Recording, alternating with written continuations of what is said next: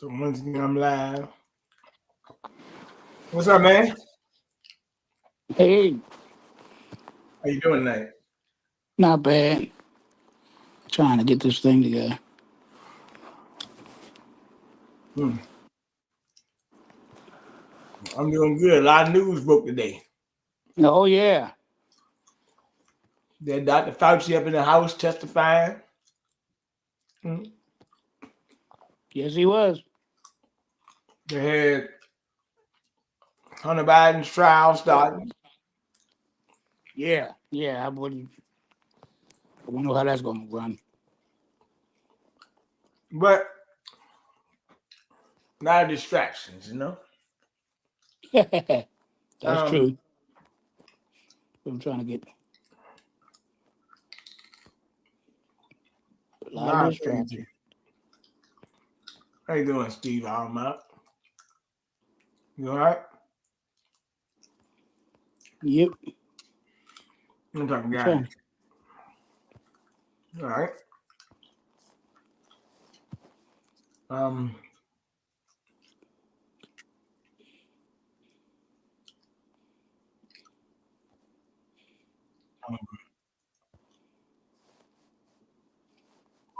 That's Yeah. I'm trying to get my avatar working. But avatar working, but I can't.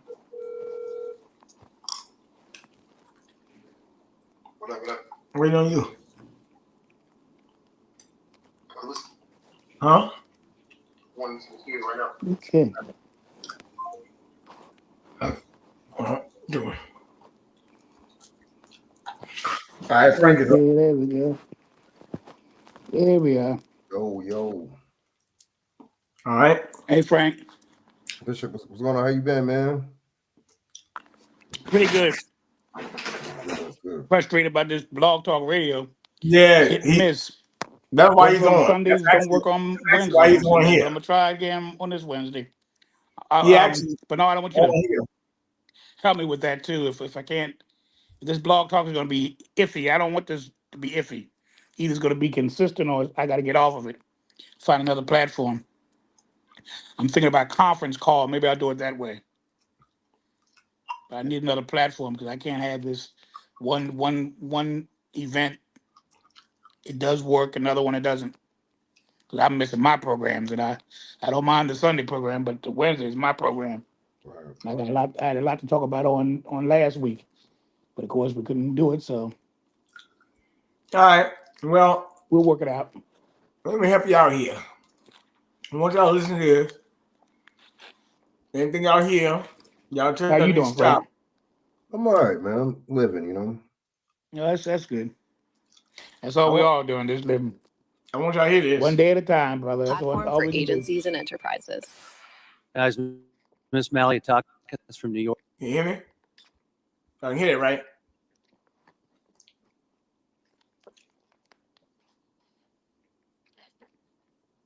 All right, I want y'all to hear this. This could be a bombshell to some people, but I've been telling you about this for years. Ain't no surprise to me, but here we go. York for 5 minutes of questions. Thank you, Mr.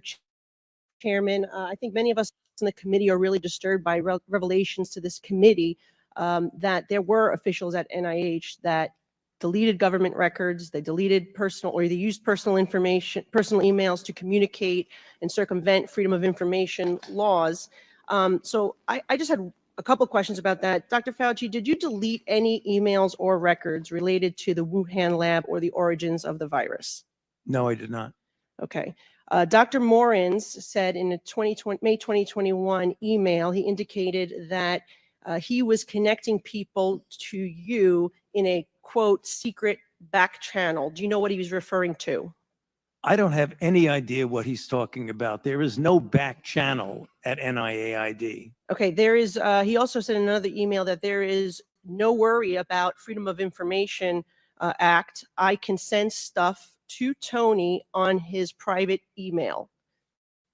Did you communicate with anyone relating to anything regarding NIH or with Dr. Morins on a private email? I do not do government business on my private email.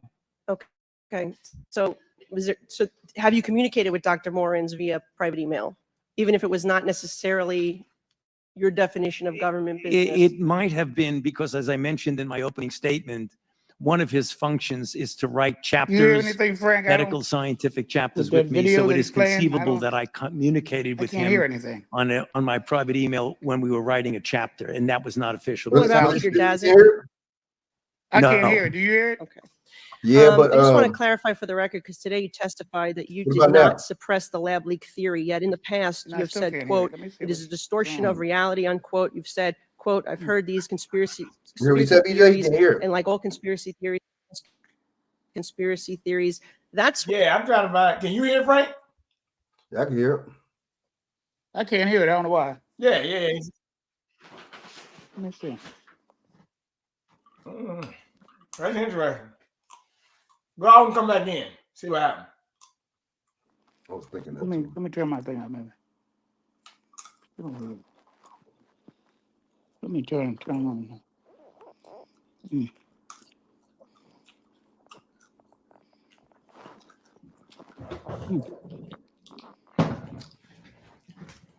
Let me go out and come back in. I don't know what's happening. 'Cause I can't. All right, Frank. You getting ready for the backdrop. You ready, Frank? Oh yep. Listen to what they saying. Okay? Mhm. There's some bullshit going on here.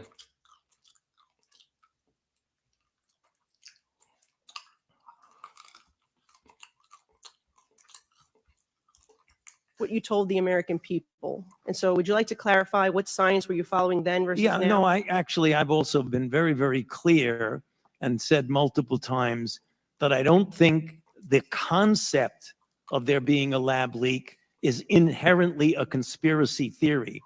What is conspiracy is the kind of distortions of that particular subject, like it was a lab leak and I was parachuted into the CIA like Jason Bourne and told the CIA that they should really not be talking about a lab leak. Thank you. That's the conspiracy. Appreciate that. Dr. Fauci, how much have you earned from royalties from pharmaceutical companies since the pandemic began in 2021?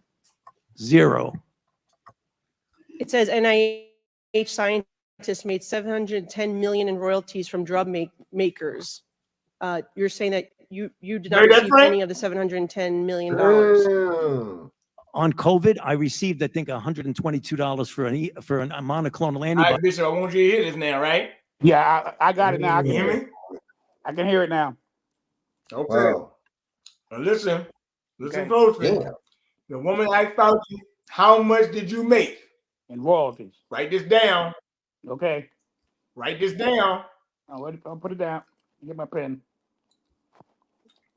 Dr. Fauci, how much have you earned from royalties from pharmaceutical companies since the pandemic began in 2021?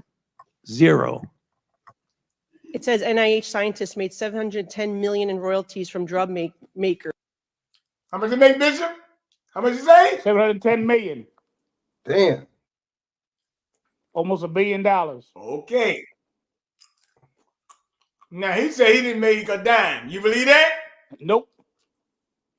Okay. Listen closely. You're saying that you did not receive any of the $710 million.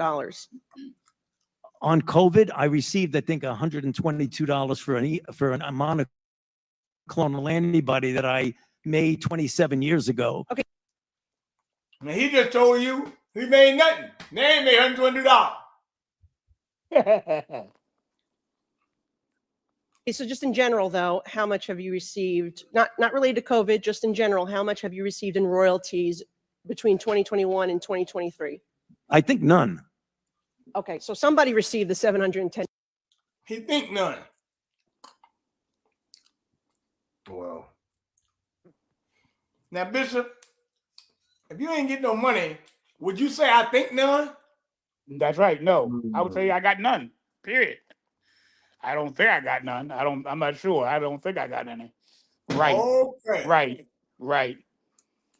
If I got a dime, I would know how much I got from it. Okay. $10 Somebody million. did, but not me. You didn't receive any royalties. Somebody Okay. did, but I mean, not I me. see no royalties associated with COVID. I mentioned, Yeah, I you said, know, I want to, Yeah. No, I just said- I'm on the record and I want to make sure that this is clear that I've developed a monoclonal antibody about 25 years ago that's used as a diagnostic that has nothing to do with COVID. And I receive an average of about $120 a year from that okay. patent. But the bottom line here is that scientists at NIH did receive $710 million in royalties. And I guess my question is, don't you think that if these experiments are made using American tax dollars, that any of those royalties, this nearly billions of dollars, should be going back to the American taxpayer, not in the pockets of the scientists? Do you believe that's a law that we should consider changing? If you want to change the patent laws and the Bayh-Dole Act, then go ahead. Okay. But that's not for me to Well, say. I'm asking your opinion. Okay. Well, anyway, moving on. I just want to say that, we know billions of dollars have been funding these animal experiments, both here domestically and in foreign lands. I'm very troubled by the cruel, horrific animal research that has been done on U.S. land and in foreign laboratories. Taxpayers are footing the bill for billions of dollars. These beagle puppies that have their throats slit, they are being injected with ticks. They are murdered after just a few months. Piglets, rabbits, you name it. FDA saying we no longer need to be testing human medications on animals, that there's other ways to achieve this. Can you comment on that, if it's time for the United States of America to be moving on from these cruel animal and horrific costly tests? I'd be happy to comment then, but I'm puzzled as to what that has to do with the origins of COVID. Well, I have a question about it. Okay, and you're I'd be before happy this to committee, answer and it. it has to do in general with Yeah. the amount of waste of tax dollars Right. that NIH is using. Well, the animal experiments that are conducted by and funded by NIH go through strict regulations of the proper use of animals in research. So I'm not, Congressman, with all due respect, I'm not trying to be confrontative. I'm not sure what you're talking about, but the experiments that the NIH funded go through strict regulatory processes of the treatment of animals, the humane treatment of animals. Well, they're not very humane. And I will say, as the former director, you signed off on these experiments. And so my time has expired, and we will. Well, I signed off on them because they were approved by a peer review.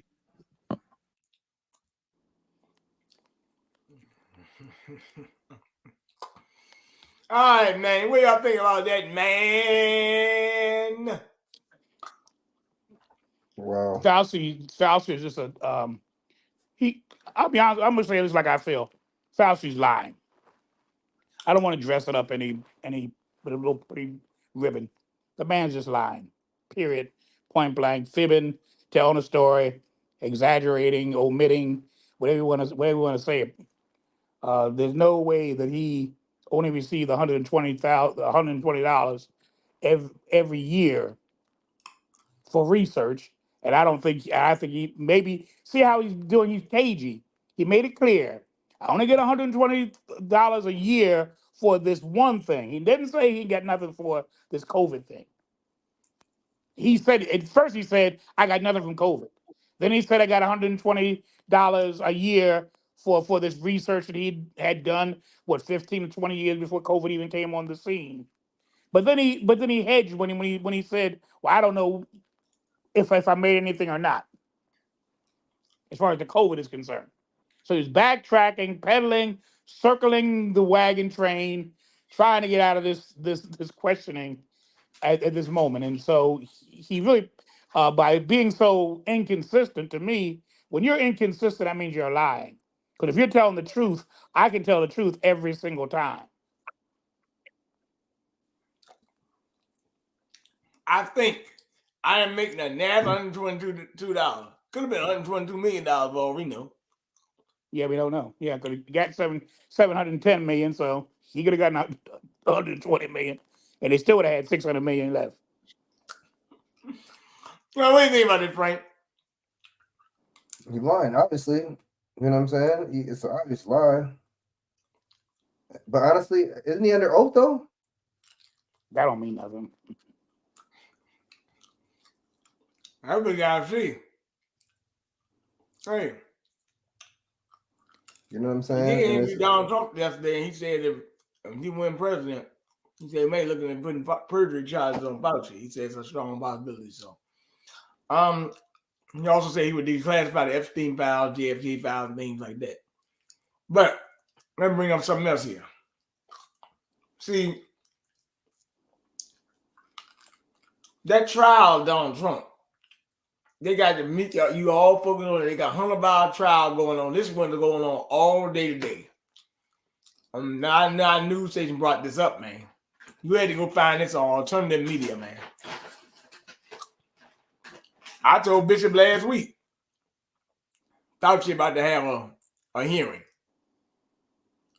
I told him when it was coming. See, Bishop, I always tell you it's coming, and then they give you the banana in the tailpipe. They get you all strung out on that Trump thing. Why did they do that? Because they already know the Hunter Biden trial coming. They want y'all talking about that. But this is what's going on this side.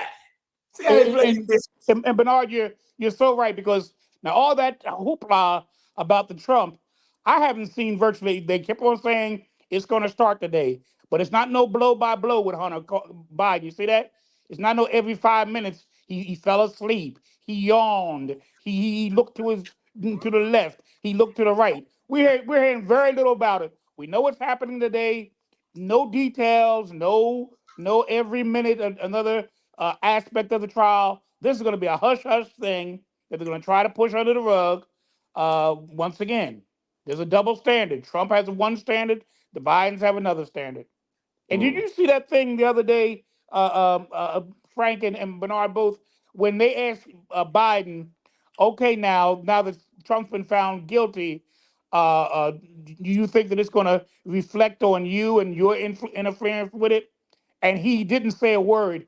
He just smirked and looked at the camera and smiled with a smirky smile, and then walked out of the room. You talking about Biden? And that ain't. If you would have looked at that smile, Yeah, I that saw that. smirky little smile, that little sly little evil smile, like yeah, I know I got this thing going. Well, I that's said, exactly isn't what this happened. something? I don't play 4 more minutes of this. I want you to hear this now. Mhm. Thank you, Mr. Chairman. Mr. Fauci, you were quoted on CBS Face the Nation saying it's easy to criticize, but they're really criticizing science because I represent science. Do you represent science, Mr. Fauci? I am a scientist who uses the scientific method to gain information. Yes, you said you represent science. Do you represent science, Mr. Fauci? Yes Again, or no? Yes or no? No, that's not a yes or no Yes, answer. it's a yes or no. I don't think it is. Okay, well, we'll take that as a you don't know what you represent. Oh, But this, as director of the NIH, you did sign off on these so-called scientific experiments. And as a dog lover, I want to tell you this is disgusting and evil, what you signed off on, and these experiments that happened to beagles paid for by the American taxpayer. And I want you to know Americans don't pay their taxes for animals to be tortured like this. So the type of science that you are representing, Mr. Fauci, is abhorrent and it needs to stop. Mr. Fauci, you also represent the type of science that where you confess that you made up the COVID rules, including I didn't hear what you 6 said. feet social distancing and masking of children. I never said I made anything up. You admitted that you made it up. You I made it didn't up say as you went. I made it up. So are you saying this is fake news, Mr. Fauci? I didn't say I made anything up. What did you say? I said that it is not based in science and it just appeared. But this is science. What does dogs have to do with anything that we're talking about today? These are scientific experiments. This is what you signed off on. But you also told the American people they had to distance by 6 feet. They had to wear masks. But let's also talk a little bit further about the type of science that you represent. NIH scientists made $710 million in royalties from drug makers, a fact that's been hidden. Let's talk about the fact about, is it right for scientists and doctors getting paid by the American people, government taxpayer paychecks to get patents where they're paid millions and hundreds of millions of dollars in royalty fees, especially when the NIH and these government agencies, most powerful agencies in our country, are recommending medical suggestions and advice and making up guidelines like 6 feet distancing and masking of children. Do you think that's appropriate? Do the American people deserve to be abused like that, Mr. Fauci? Because you're not doctor. You're Mr. Fauci in my few minutes.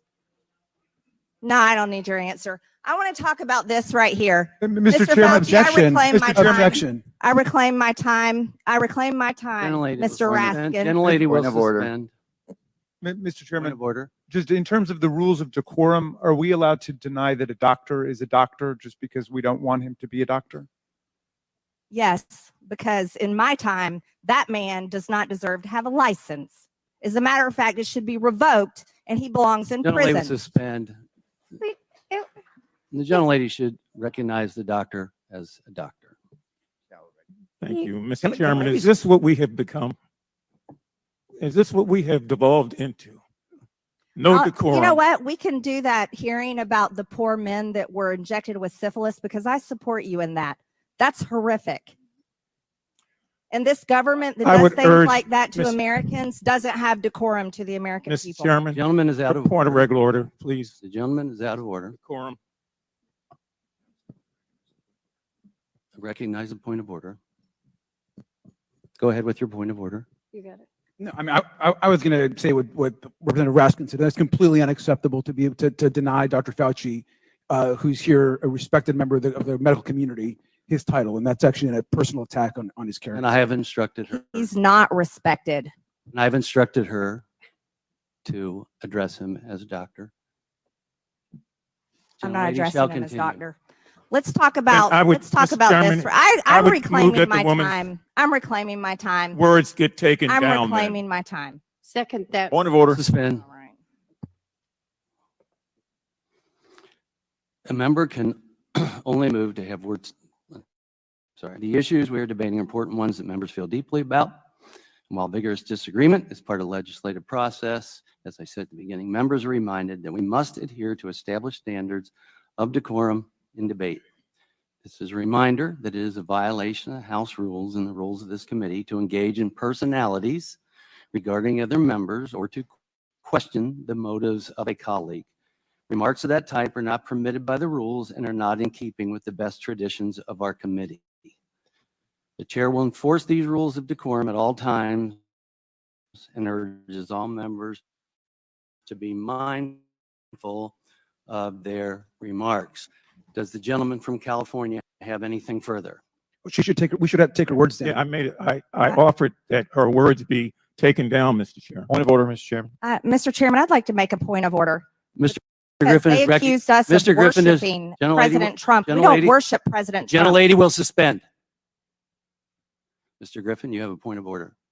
Mr. Chairman, while it may not be polite, I believe the rule only applies to members of this body, the Senate, and the President of the United States. I do not believe that it applies. The rule on taking down words does not apply to a witness. Again, I'm not condoning the words. I'm just relating or asking whether or not it applies to individuals who are just happen to be here in front of us. I agree. The chair overrules point of order by the gentleman from Maryland, but ask that members please afford all other members the respect they're entitled, refrain from using rhetoric that could be construed as an attack on the motives or character of another member or the witness. You may proceed. Thank you.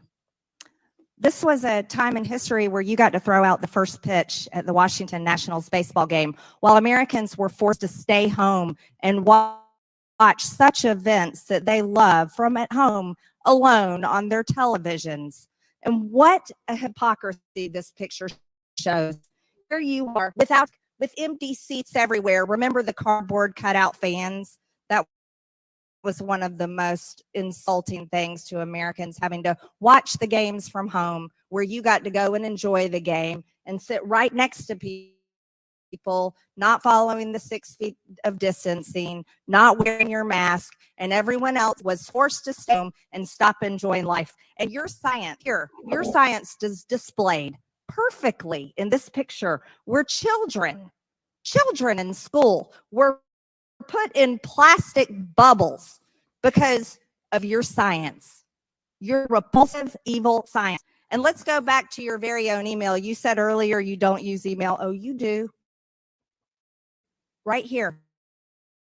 This is your own email where you said the typical mask you buy in the drugstore is not really effective keeping out. I recommend that you wear a mask. This is your email. This is your own words. But yet children all over America were forced to wear, and then they were forced to learn from home because of your so-called science, while you and all your cronies from Big Pharma, you know that what this committee should be doing, we should be recommending you to be prosecuted. We should be writing a criminal referral because you should be prosecuted for crimes against humanity. You belong in prison, Dr. Fauci. Mr. Chairman, I have another point of order. I recognize Ms. Dingle. Just want to make sure the record is clear. Dr. Fauci testified that he did not use his personal email for official business. He did not say he did not use email. And I think today, this particular has been full of lies, and we need this to fast. Thank you. The gentlelady's time had expired before the point of order. I now recognize Mr. Garcia from California for 5.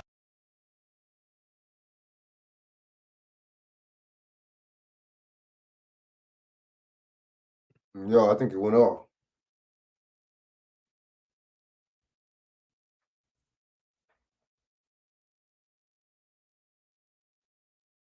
What y'all think about that, man?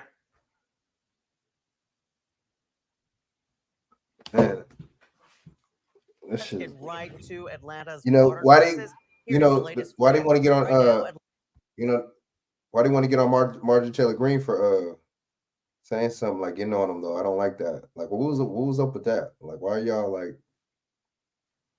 You know what I'm saying? Like, not letting her say what she wants to say to him. That was weird. Because they covering for his ass. See, that's a lot right there. What you say? Covering for him. It's deflection. Exactly. It's deflection. That's what that's pure and simple. Instead of your dealing with the questions she was making, the statements that she was making in terms of all the allegations she made and all of this type of thing, instead of your dealing with that directly, naturally the Democrats will jump on there to defend their guy and deflect.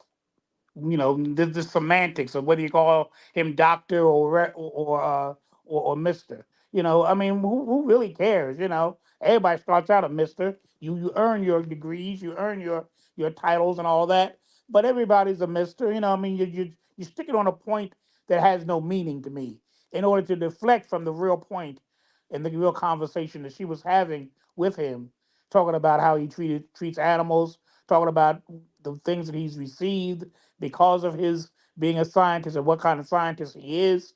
Instead of dealing with that issue, instead of allowing him to address those points, the cavalry came in again and they blew their bugles and began to deflect. Let's not talk about the issue. Let's talk about whether we call him doctor or whether we call him mister, and who really cares. And let's get to the why he's there. He's not there to be lauded and applauded. He's there to answer questions by a congressional committee.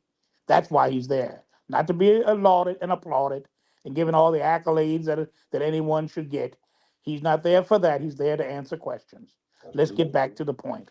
Answer the question, Mr. Dr. Fauci. Well, y'all got a point there, man, because a lot of things going on here with this. So, very interesting. Let me play this video for you. This is something that's been going on in Atlanta for the last week and a half, or last week. So I want you to hear this The water's still off in Atlanta. Atlanta's mayor says progress is being made as crews make repairs, but water still turned off in the area of 11th Street and West Peachtree. That's in Midtown. A large part of the city of Atlanta under a boil water advisory. And Atlanta watershed officials say they still do not know how long that will last. We saw people picking up cases of bottled water from Atlanta Fire Station 15 on 10th Street. DeKalb County also giving out water at the Atlanta DeKalb Human Services Complex. And we have live Team 2 coverage today with how this is affecting so many people and businesses and how much longer we're going to have to endure this. Our live Team 2 coverage begins with Channel 2's Richard Elliott. Richard with us live at the site of the Midtown Atlanta break on West Peachtree. And Richard, the mayor's apologized, also the city's response, but so far he has not really answered many questions. Yeah, this has been a rough weekend for a lot of people around the city of Atlanta. So right now it's kind of good news, bad news, bad news. Good news is the mayor says that Vine City water break is fixed. Water should be flowing to those affected parts of the city. Bad news, still under a boil water advisory. And bad news here, they just aren't sure when this break at 11th and West Peachtree will get fixed. So the water is off in parts of Midtown. Atlanta Mayor Andre Dickens stood before the microphones Monday and apologized for a catastrophic series of water main breaks that left much of the city without water over the weekend, but didn't take any questions. To all of our citizens, we wanted to apologize for the weekend that had a lot of folks having to boil water and a lot of challenges throughout the weekend related to these water main breaks. Dickens says the original Vine City break is fixed, so water should be flowing to parts of the city again, though they're still under a boil water advisory until the EPD can finish testing it. But repairs just started Monday morning on the Midtown break, forcing the city to shut off water to condos, businesses, and hotels here. Some of the residents peppered Watershed Management Director Al Wiggins with sharp questions off camera. When will the water be back on? Any estimated timeline? Yeah, so in just simple, yes, sir. So in simple, the water will be back on when we facilitate the repairs. It's been a lot. Water here, water there. For the most part, we all hanging in there. Sheila Moore is visiting from out of town, and her hotel has no water. Josh Bunting and his family are visiting from North Carolina and doesn't have water either. He's frustrated too. I'm not angry. I know they're working hard, but I know you got to make sure that the residents have water, especially when they're paying for it. So again, all those areas affected by that original Vine City water break, water should be back on now, but until the EPD signs off on it, does all the testing, the area is still under a boil water advisory, but the water remains off for parts of Midtown until this area, this water main break gets fixed. We are live in Midtown Atlanta. Richard Elliott, Channel 2 Action News. And thank you, Richard. Some business owners put out of business by the water main break are getting frustrated as these days pass. Channel 2's Barrett Peterson joining us now. He talked to a restaurant owner whose place is just a few paces from the big hole in the ground. And Barrett, some of those folks, well, they're losing their patience now. Yeah, that's probably putting it mildly too. Now, we talked to Sam Wayman. He owns the Steam House Lounge. It's a couple of steps from where the break happened. And he says, like many businesses around here, this deal is costing him a lot of money. Sam Wayman says it's more than $100,000 in lost business washed away. It started on Friday afternoon. We've been shut down for 3 days. Sam's Steam House Lounge at the corner of 11th and Peachtree in Midtown Atlanta, just a few steps from a huge water main break. He believes a lot of city workers should have been here a lot sooner to make repairs. I was very frustrated. Finally, something's happening. It's ridiculous that in the city of Atlanta, we have all of these nice, new, shiny buildings, but our streets are crumbling, and our streets are trash, and our sewer system doesn't work. Down at Atlanta City Hall, the community activist Black Futurists group called on council and the mayor to pass an emergency $5 million fund to help smaller businesses that have been put out of business by the break. Trinket Lewis owns a juice shop. Every day matters. Like if I don't get at least 70 people through that door, I can't make payroll. Look at this thing. Sam shot this video himself of the gusher that has cost him a fortune. A Friday, a Saturday, and a Sunday are 3 best days of the week. I think if Sam could jump in there and help, he probably would. But for now, all he can do is wait. We're live in Midtown. Barrett Peterson, Channel 2 Action News. That video Sam shot was amazing. All right, Barrett, thanks. Count on Channel 2 Action News to bringing you the latest updates on the water crisis. And remember, you can get push alerts by downloading our free Channel 2 Action News app.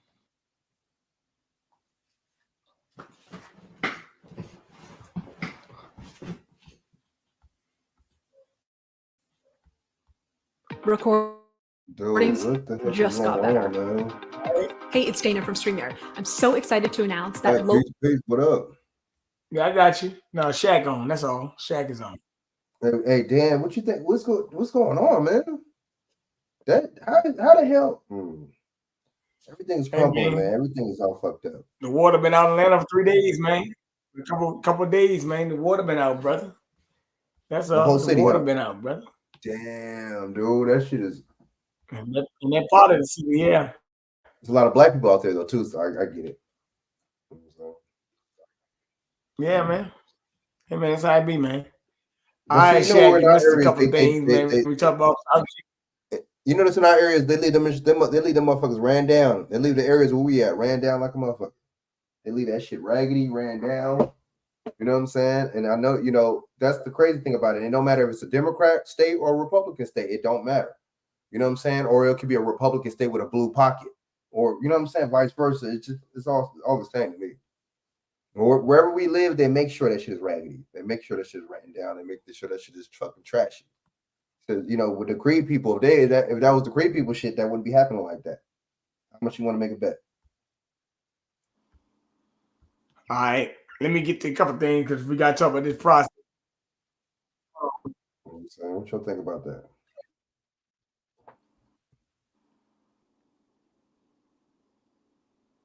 They're going to do to protect this country against violence if he loses.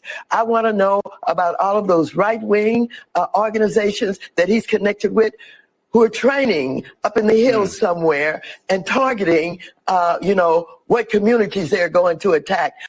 All right, guys. So we got to talk about severely Trump deranged, and law enforcement.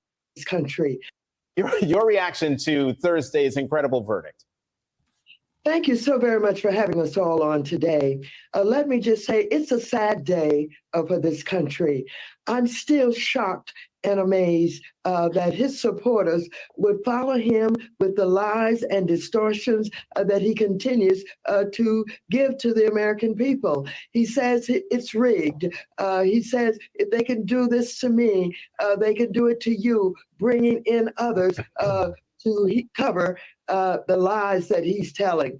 I'm amazed that those who claim to be so patriotic are so unpatriotic. I'm watching not only what happened in January 6th in Washington, D.C., but what is happening now.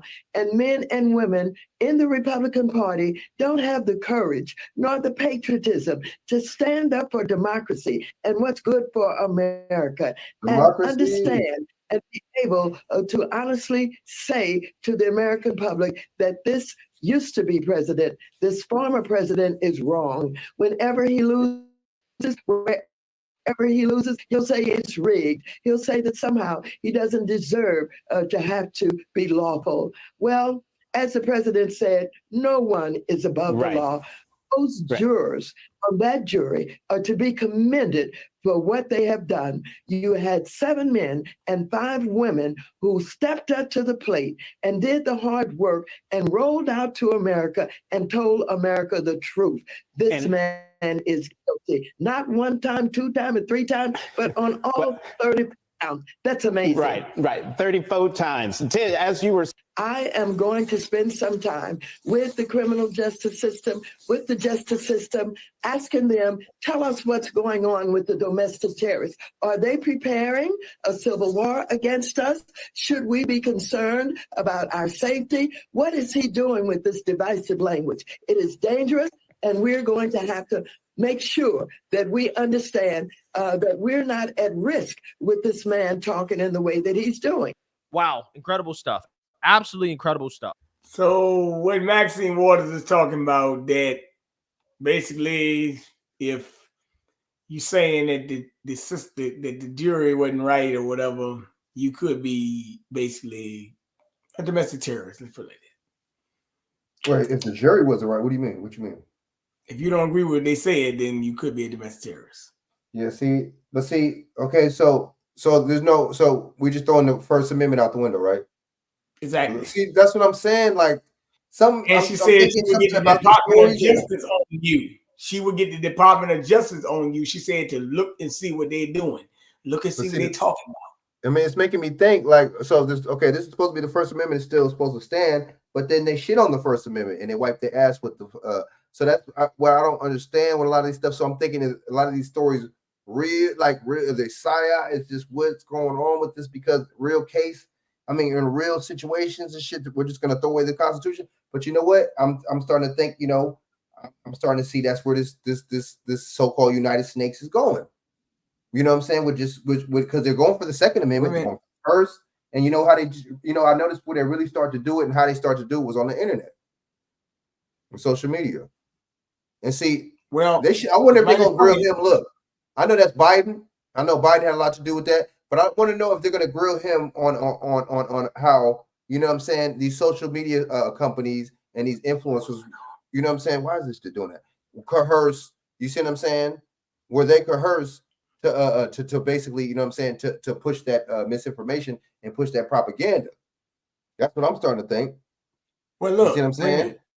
Let me bring some up here. I'm glad you mentioned that because a judge that they gave Alex Jones 2 weeks to keep his platform, but the feds were going to try to raid Alex Jones and shut down his InfoWars channel, right? Because they saying that he filed bankruptcy, right? So they were trying to liquidate the assets of that studio and InfoWars, right? And why they doing it? Because they say Alex Jones made so-called conspiracy theories about Sandy Hook. Yeah. Which, if you look at the whole video, they're saying everything, you can tell that's a psyop. But it what it is. Bishop, what do you think about this, man? Once again, I mean, it's just, more rhetoric, more. And I tell you the truth, I am just so surprised at the hypocrisy of a Maxine Waters. Didn't she in 2018, less than a year after President Trump became president, wasn't she the one that told her supporters, her constituents, to whenever they meet, she meets even a cabinet member, not just a Trump supporter, but a cabinet member. That means the vice president, the secretary of state, the secretary of agriculture, on and on and on, secretary of defense, and the like. Anytime that she meets anyone who supported anyone that supported Trump, they should be harassed.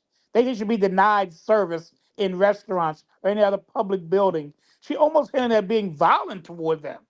In fact, she was really, because their response was they were throwing eggs at people like Candace Owens and others. They were denying them, refusing, spitting in their food, other things of that nature. And yet here she is now standing as a moral judge about how I'm just so afraid that the Trumpites are going to rebel and do this and do that. My goodness, here you did just not even 10 years ago. Here you were inciting your supporters to do things to those who you considered the enemy of the state. That meant Trump supporters. Now here you are, now you're afraid of Trump's supporters' reaction if he loses in 2024. You weren't afraid of inciting violence toward his people in 2018. How hypocritical can you be? But that's the way this ball is rolling. This is a nation of double standards. If you have a D in front of your political affiliation, you have one standard. If you have an R, and even an I for that matter, on the other flip side of it, you are suspect. Look how they treated Bernie Sanders, an I. Look how they treated others who Jill Stein, an I. So unless you are a D, you out of the loop. And D stands for double standard as well as Democrats.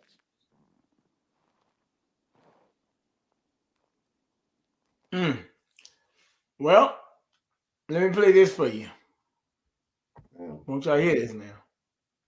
Larry Allen, known as one of the greatest players in the history of the Dallas Cowboys, has passed away. The Cowboys organization says he died suddenly yesterday while vacationing in Mexico with his family. Allen was 52 years old. The offensive lineman was inducted as a first ballot Hall of Famer in 2013. He was a member of the All-Decade Team both in the 1990s and 2000s. He played 14 seasons in the NFL, including the first 12 with the Cowboys. He is survived by his wife, Janelle, 2 daughters, and... All right.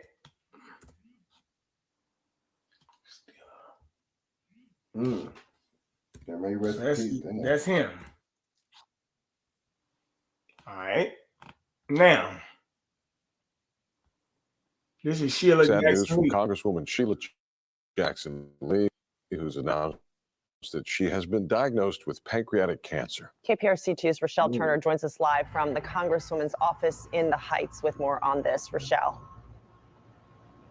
Good morning, Sophia. Good morning, Owen. The Congresswoman says that she stands in faith and she will likely be absent from Congress while she undergoes her treatment. Now, she went on to say that she will continue serving her constituents. Now, as many of you know, Congresswoman Sheila Jackson Lee is always on at press conferences and different events here in the Houston area. Now, this is video of the 74-year-old at an event on Memorial Day.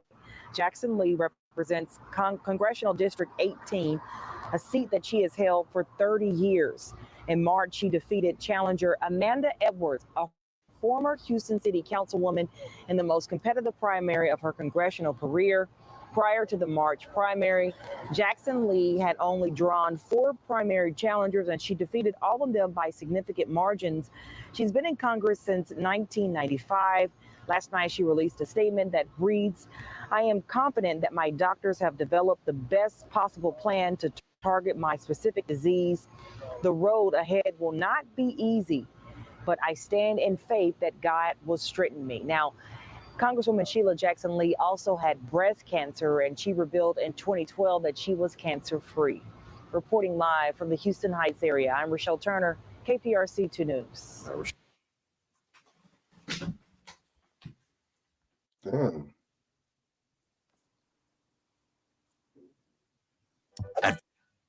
Mm.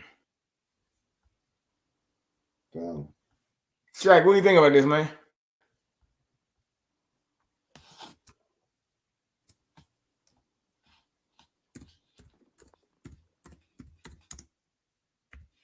Chak.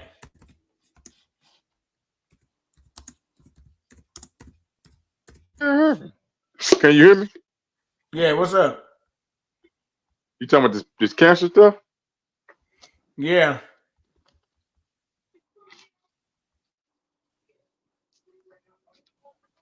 Well, Yeah, can you hear me? Larry I Allen don't know if you Larry Allen was out first. So hold on, let me play this for you.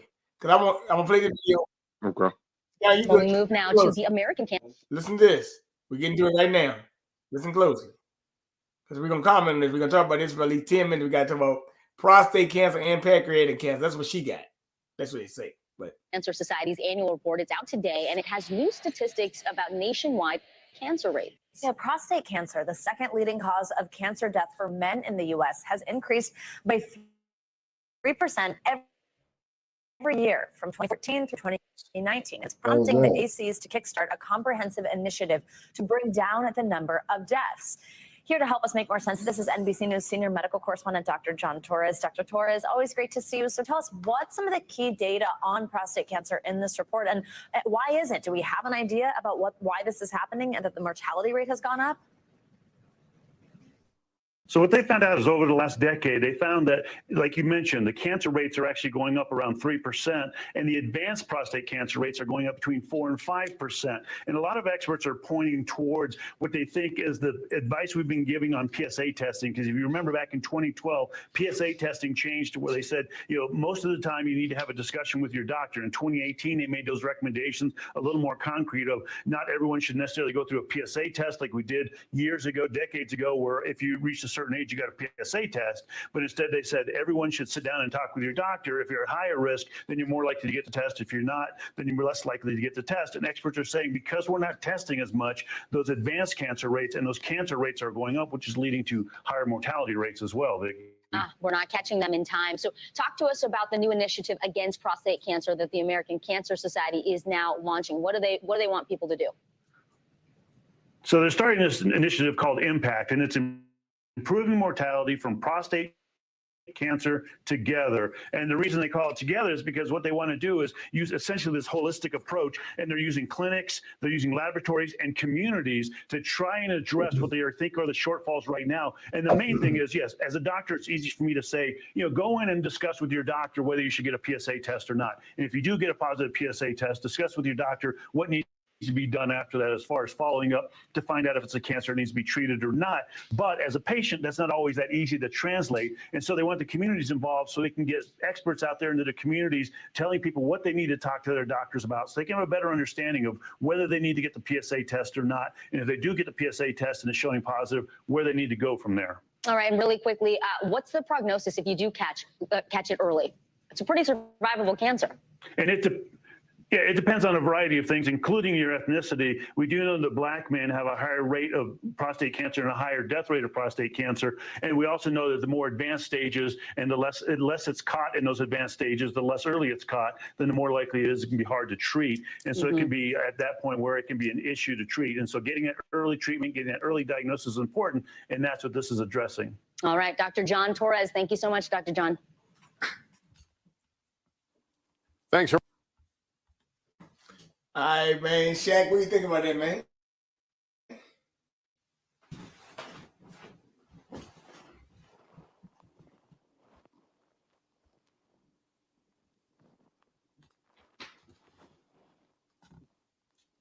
Shaq.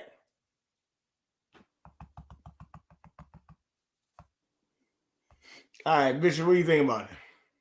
Well, me, certainly I'm a man that who has my own physical challenges. So anytime that someone is diagnosed with any kind of physical challenge, like pancreatic cancer or prostate cancer or any kind of cancer for that matter, we know that the Congresswoman had suffered with breast cancer. It looks like it's now developing into another area of her body. My thoughts and prayers are with her that she recovers. I'm not too impressed by her, to be honest with you, politically.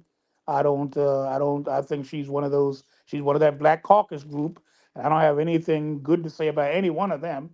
And so she's just another one of those pawns in the hands of the establishment Democrats. And so I do empathize with her physical situation that she's going through now, and I hope that's the best for her. But in terms of her, being missed in Congress, I don't think her being not a member of Congress for a little while will impact anything in any way. Could be even helpful. Who's to say? It is 7:03 now on Daybreak. Okay. Frank, what do you think about this, man? Man, something's not right, man. And then when she said from the start of 15 or 16, 2000, when did she say? Well, she had breast cancer first. It said it's going up. It said it went up 3% every year, though. Yeah, that's about right.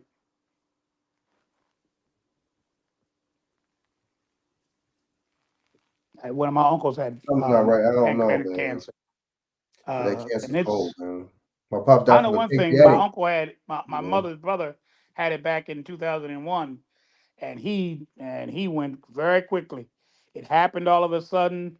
It took him out just as quickly as he got it. I'm sure he had symptoms of it, but you know how men are. We put up with things and we take a pill here and there, and we keep on plugging until things get irreversible. I'm sure being a congresswoman, and have the best medical care that they have, that, they caught it hopefully in time so they can relieve it, solve it, resolve it, or whatever the case may be. She overcame cancer of the breast, and hopefully she'll overcome cancer of the pancreatic cancer as well.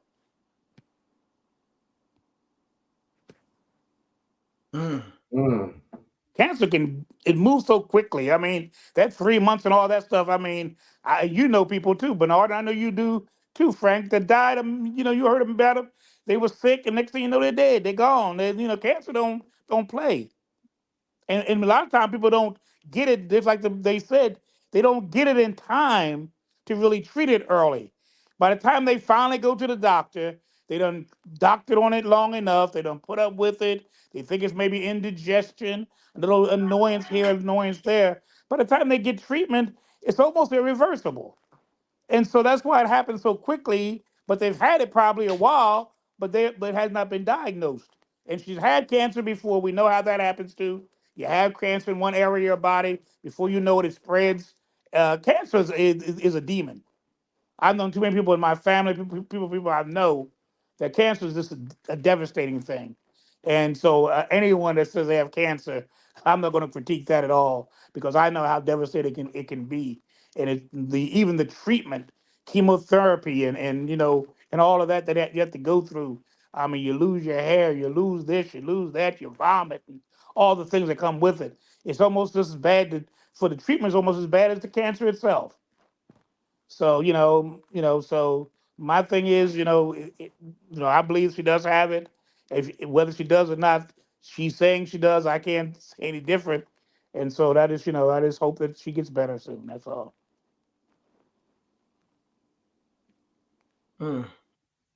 That's real, man. Well, let me get to this pancreatic one. Can we begin this half hour with Oh some yeah, health can you hear me? news and some newly published results from a study on pancreatic Oh yeah, cancer? go ahead. Yeah, man. What's going on with the bitch, Frank? Hey Frank, What yeah, up, how you what up? doing? How Radiation, you man. doing, Track? How you doing, bud? Hey, how you doing? How you doing? They know what Oh, it is, not bad. How Bishop. about It's you, man? radiation, man. I'm doing That's pretty right, good. radiation, right. Trying to On stay wet radiation. down here. We're getting a lot of rain and winds down here in Texas still. Oh, really? Mm. I Yeah. know you all been having it this summer, this spring. You've been Oh having yeah. We didn't some even make it to the interesting weather summer, down seem like. Man, oh man, it's just a mess down there. My granddaughter Oh lives down yeah. that way. You are. Oh, okay. Hope everything good with them. Yeah, But no, I was yeah. just saying with the radiation, man. They know the radiation, man, and they getting ready to turn it up again on us. Radiation and the EMFs and stuff, man, is in these cell phones, microwaves, all the devices that's in our houses and our cars. The radiation that they're pumping in the air, radiation pumping in the water. All that is causing is one of the number one causes of the rise of cancer and diseases in the body. Even with your kidneys, even with diabetes, they got these doctors got the research on that, but the government will not really let them release that research. They got the research on the radiation frequencies that's um causing the illness within our people, man. Headaches, hair And loss of hair, stomach. Frank, I want to talk to you too Mhm. about this diabetes. My medication is killing me, literally. I take my Is it morphine, metformin? yeah, metformin, and I also take Get off there, man. gibaside and Ribelson, gibaside and metformin, and it's killing me. Oh It's no, that literally killing me. metformin gonna kill you, man. Yeah, yeah. Matter of fact, Judge Joe Brown, what you finna do? Oh yeah, Judge Joe Brown, and I didn't know this. He made a statement Friday that he was on the metformin messed him up, and it made him have some type of. Would you say renal failure or something, Bernard? Yeah. Judge Joe Brown. Well, it's killing me. They had to take me off of it, but I go to the doctor tomorrow, and they had to take me off of glibicide too. That was killing me. Man. Wow. So we need to talk. We just need to talk. I don't want to. I'm sorry, Bernard. I don't want to distract from your It's all good, man. program. It's all good, man. Hey, man. Are you taking the pills or are you taking both pills and insulin? No, just the pills. I was taking 4 metmorphin a day, and I took it upon myself to knock it down to 2, and now they Right. took me off of it altogether. So, but he may put me back on, but I'm not going to be put back on it tomorrow. I know he's going to suggest I go back on it. I'm not going on it. I refuse to. It made me feel so bad. Oh man, I've never felt that bad in my life. I've never felt this bad. Wait, we I've need never to have felt a this. conversation, me, you, and if we get a chance, me, you, and the nurse Dawson, because she got somebody down here in Texas, a guy that's black doctor that's proven And Bernard, you can. to help I with want you to issues sit like in that on and it too reverse because I shit. know you So were into that health thing as well, Bernard. Well, yeah. Well, actually, 'Cause- I was about to tell you that Yeah. actually, I said I have been trying to do this for a while. So I'm giving out 15 to 20 minutes of my show tonight to talk about these issues. I talked about the prostate cancer in men. I got this next segment queued up for pancreatic cancer in women. Even though men can get pancreatic cancer too. Right. This article talks about pancreatic cancer in women. I try to put it like, one section for the men, prostate cancer, and this is for the women. But go Right. y'all go ahead and talk about 2 more minutes, and I'm gonna play this one for the pancreatic cancer in women because that's on the rise too. Yeah. But boy, that go right into it. All this shit go right into what we talking about. Pancreatic cancer, which is the pancreas, right? Right. Yeah. And prostate. Animal fat. You hear what I just said? Yep. Animal fat. They know this. You know why? What? Say it again, Bernard. No, you say animal Because fat. that fat, animal fat, that animal fat is too thick for us to our body to digest. So what it does, it goes into the pancreas, the kidneys, the liver, and it clogs it up, and it causes that stuff to malfunction. We can't break down that animal fat, man. We just our bodies are not designed to break it down, man. That's why people get diseases and colon diabetes and stuff, man. We can't break it down. We don't have the answers enough to break it down. That's not here. Colon cancer, all that it's gonna be on the rise because we eat excess of it now. Bishop, y'all didn't eat that much meat back in the day. Y'all ate a good portion side of it, but you had the other vegetables with it, and y'all that's what the man walked, y'all exercised. That's true. You're right. That's You see true. it? And then all the stuff they putting in these meats now, all the extra stuff they putting in there. At least our meats were natural. They came right from the farm. It wasn't all this added stuff. They shooting them up with all kind of stuff, steroids and other chemicals. You and Bernard know about what they put in these meats and fruit and stuff now. We eat the pure stuff. This stuff now, half that stuff not even vegetables or fruits or meats for that matter. There's so much stuff put in that stuff. It's really almost a sin. You don't know what to eat anymore. Really, you don't know really what to eat.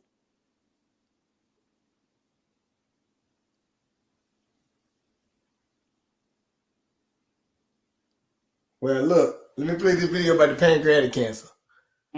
Shows that rates are rising among women, especially younger women and Black women. I talked with a doctor at Roswell Park Comprehensive Cancer Center about those findings, as well as the hospital's work focused on the disease.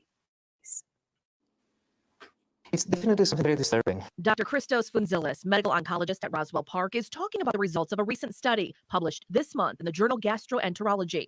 It shows pancreatic cancer rates are rising rapidly among women 55 and younger. Cases have risen 2.4% compared to men in that same age range. Cases among Black women were 2.25% higher than in young Black men. Why we see more younger women being affected, we don't know. Dr. Fountsilis adds that overall pancreatic cancer rates are higher in Western New York than across the country. Again, researchers aren't exactly sure why. There are common risk factors like smoking, alcohol use, and obesity, though they're not unique to Western New York. And unlike other cancers that are more easily detected and some even highly treatable, pancreatic cancer can lurk, and it's highly lethal. It is expected to be the second most common cause of cancer-related death by 2030. Unfortunately, when symptoms start, for the majority of patients, we're not dealing with a curable condition. There aren't effective screenings for the general population, but Roswell has a high-risk clinic where they're working to better prevent, detect, and treat pancreatic cancer. We try to understand why pancreatic cancer behaves the way it behaves. Their genetics program screens pancreatic cancer patients for hereditary syndromes. That's something that can potentially, save lives down the line and, prevent more deadly cancers from happening within, a family. And Roswell also has new experimental treatments to try to block cancer growth signals and improve the effects of the immune system. when we identify certain genes that the cancer is addicted to. So if we block them, then we can, slow the cancer growth, shrink the cancer, and eventually help people live longer. Last year, a research team led by Roswell Park scientists discovered a molecule that kills pancreatic cancer cells. Doctors say there is still a long way to go when it comes to research and treatment, but stress the importance of living a healthy lifestyle and knowing your family history. And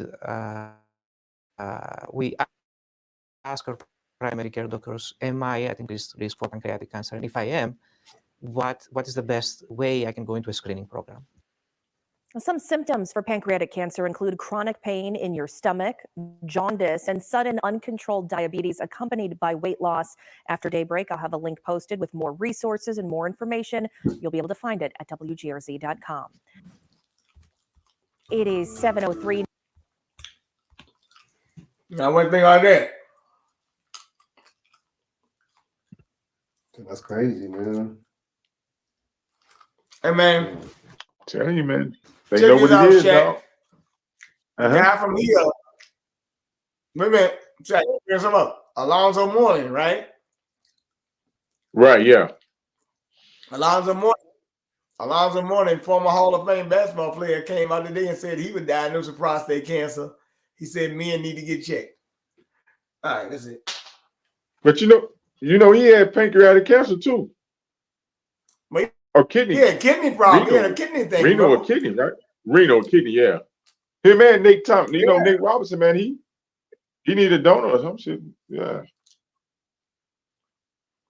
Yeah. See, I'm gonna tell you too. I don't know if them guys, I'm not claiming them guys is taking steroids and different supplements, but that's harmful for your body too. That plays a big part on your organs because those are unrecognized organisms that you're taking and your body is consuming. You got adrenals, you got your thyroid, all these different, testosterone, estrogen, cholesterol, cortisone. If any one of those things is off for a long period of time, your body's in a disease. You're not getting the proper trace minerals, nutrients, magnesium, zinc, iron, potassium, manganese, copper, chromium, selenium. Those are two things. Chromium, y'all need to look up these words I'm saying. Chromium and selenium, magnesium. And they know this. Our body is being stripped, I'm telling you, by the radiation and by the products that we are consuming that doesn't have the nutrients and minerals that our body needs to regenerate and rejuvenate and defecate and absorb and all that. They know this. It's not going to get better. They just going to come out with all these other treatments to treat the symptoms. They're never going to come out with nothing to help reverse it because they've created a profitable market. They know this. All right. Bishop, what do you think about this? I agree with Chak and your analysis both. With this, our bodies just being riddled with all kind of poisons. We really don't. Like I said before, we really aren't sure what to eat. 1 minute something is okay, the next minute they're saying it's not. We really don't know what to do. I mean, we really have to use our own judgment. I believe that what we have to do is look at the ingredients and look at how much calories and all of that. I think a large part of it has to do with portions. We have to start worried about portions too, not just what we eat, but even portions are very important. How much are you eating, of this? Because there's not many foods you can eat anymore that's not contaminated by something. Whether just like Chak was saying, fat, whether you're talking about sodium, whether you're talking about, all the other things, sugar, glucose, whether you're talking about all the other things, steroids that are being pumped with, having these things that we look at the cans and look even at the bags that you get of food, and you'll see all kind of man-made chemicals that are placed inside of these things as well. These things were not the way they were. We wonder how come our parents and grandparents lived to be in their 90s and even sometime 100, and here we are passing out and falling apart at 30 and 40 and 50. It's because they ate different. They ate better. They ate pure food. We don't eat pure food. I don't know what is pure anymore. There's so much. Even you take a bite of apple, things, pesticides been sprayed on that apple. You don't know what you're eating. You don't know what you're intaking when you take in food anymore. That's why people have more diarrhea and stomach aches and other things like that, and indigestion. People belching and all of this type of thing because you're taking in things that your body is trying to reject.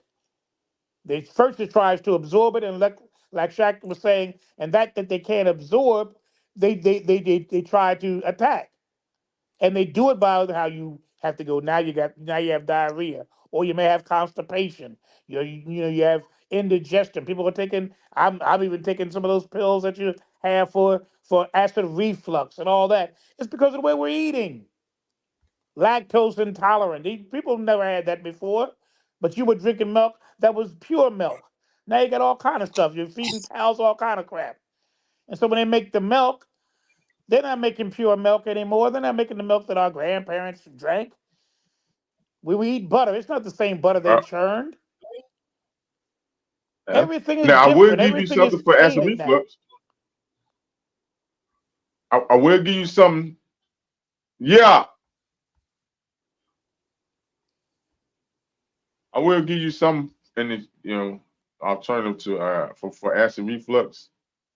A little bit of baking soda and lemon, fresh lemon. That's a natural Alka-Seltzer, bro, for your stomach. Okay. Oh, that's good. Yeah, I Believe like me, that. and nausea. It helps Yeah, with take me away nausea, from all helps these with stomach, pills. it helps with.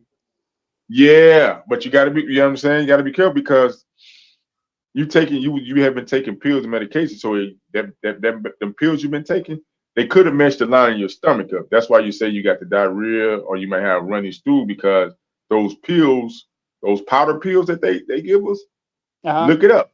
It's a process called microcrystalline. So it's pretty much like almost like fine glass that we swallowing, and then when it dissolves, it's coming through and it cutting up. It's just cutting up our intestines, cutting up. You know what I'm saying? All the little Wow. follicles in there that's supposed to catch that stuff. It's cut. That's why don't let hold. That's why you can't get a whole full stool. You know what I'm saying? And it's watery or whatever, liquidy, because it's messing up the intestinal walls. It's supposed to be ridges inside of there, inside those walls, small little ridges, like look. You know what I'm saying? Yeah, They know this. They know this, Bishop. They know this. but they don't care. Believe me, they know this. They don't care. They really don't. Pharmaceuticals are getting, yeah. The FDA and the pharmaceutical companies are becoming rich because of all this. All right. Well, yeah, it's yep. Now watch this. Now Bishop. This about. I'm about to get into the what do you call it, the Clown Chronicles, but we always have to pay attention to the Clown Chronicles because I want you to hear this now. Frank, you ready? You ready, Frank? Yep. I want y'all to hear this, man. This threw me off. A friend of mine sent me this today, man. I said, yo, this is crazy. Listen closely now. Listen closely. I'm 28 now. I'm almost 30. But my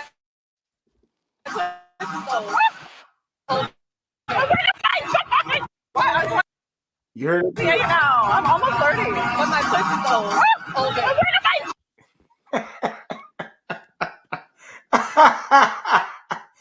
You heard that, man? She said she's 30, but her pussy old. What the hell is going on here, yo? What the Lord fuck? forbid. Come on. Wow. This is Skylar Diggins. I don't know who this other woman is, but she played for, I think, the Seattle Storm, I think. Now I'm sitting there saying, what kind of crazy mess is this, man? I'm like, come on, man. Like, come on, man. Like, really, man? What's going on, man? You know, Shaq sent me a video, you know, one time women talking about their body counts and all this stuff. I said, where does this stuff start? What's wrong with these people, man? What's up, Shaq, man? What's going on, man? Say she got a lot of mileage, man. What's up, man? Help me out, man. Boy, I tell you.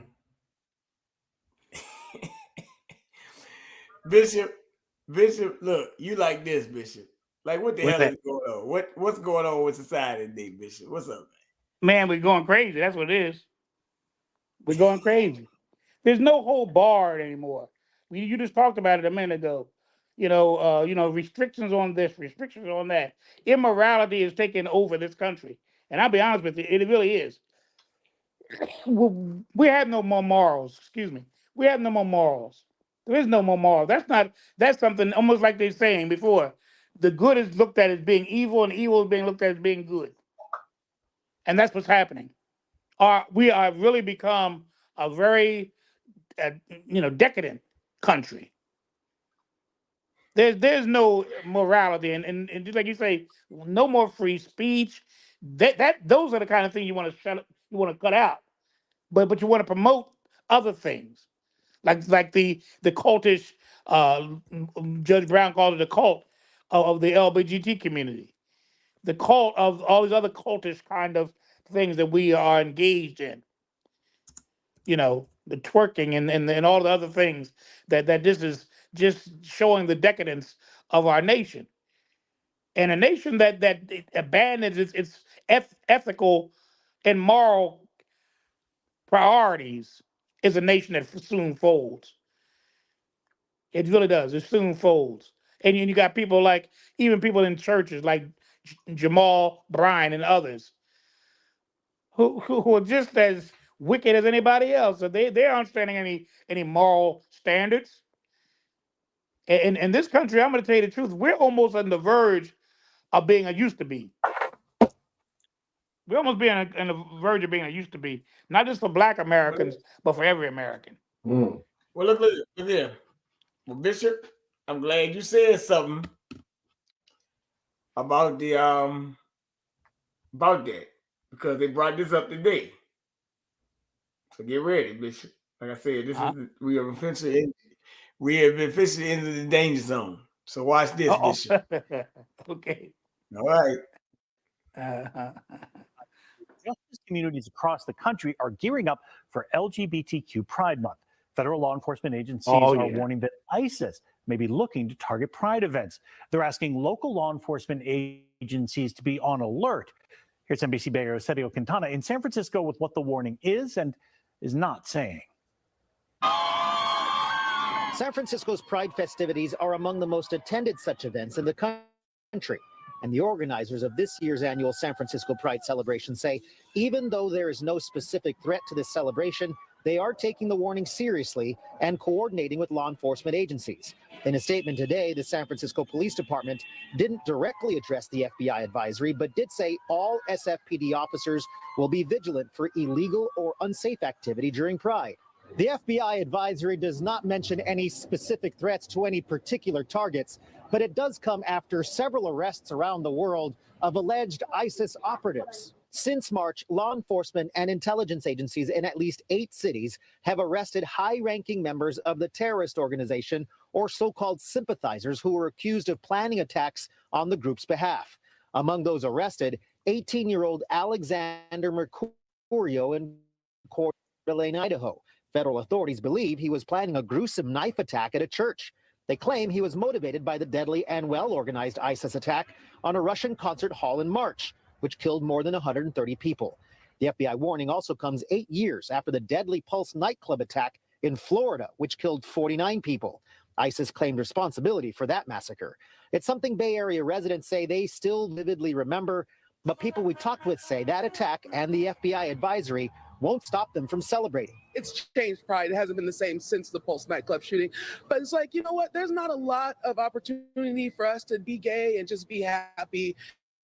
And that's what I'm going to do. Yeah. Come hell or high water, I'm going to Pride. Would that deter you from going to a Pride celebration? No, I don't think it's that realistic. The advisory asks law enforcement to be aware of unusual people taking pictures of security equipment or repeatedly trying to get past security measures at certain buildings or events. It does not, however, say there is any knowledge of a specific attack or target. In San Francisco, Sergio Quintana. So they got all that going on. How the hell they know what the target is? They say they gave out a warning, but they don't know. But they don't know no specific target. So what's going on here? Come on, man. You believe that, Frank? Wow, you said it.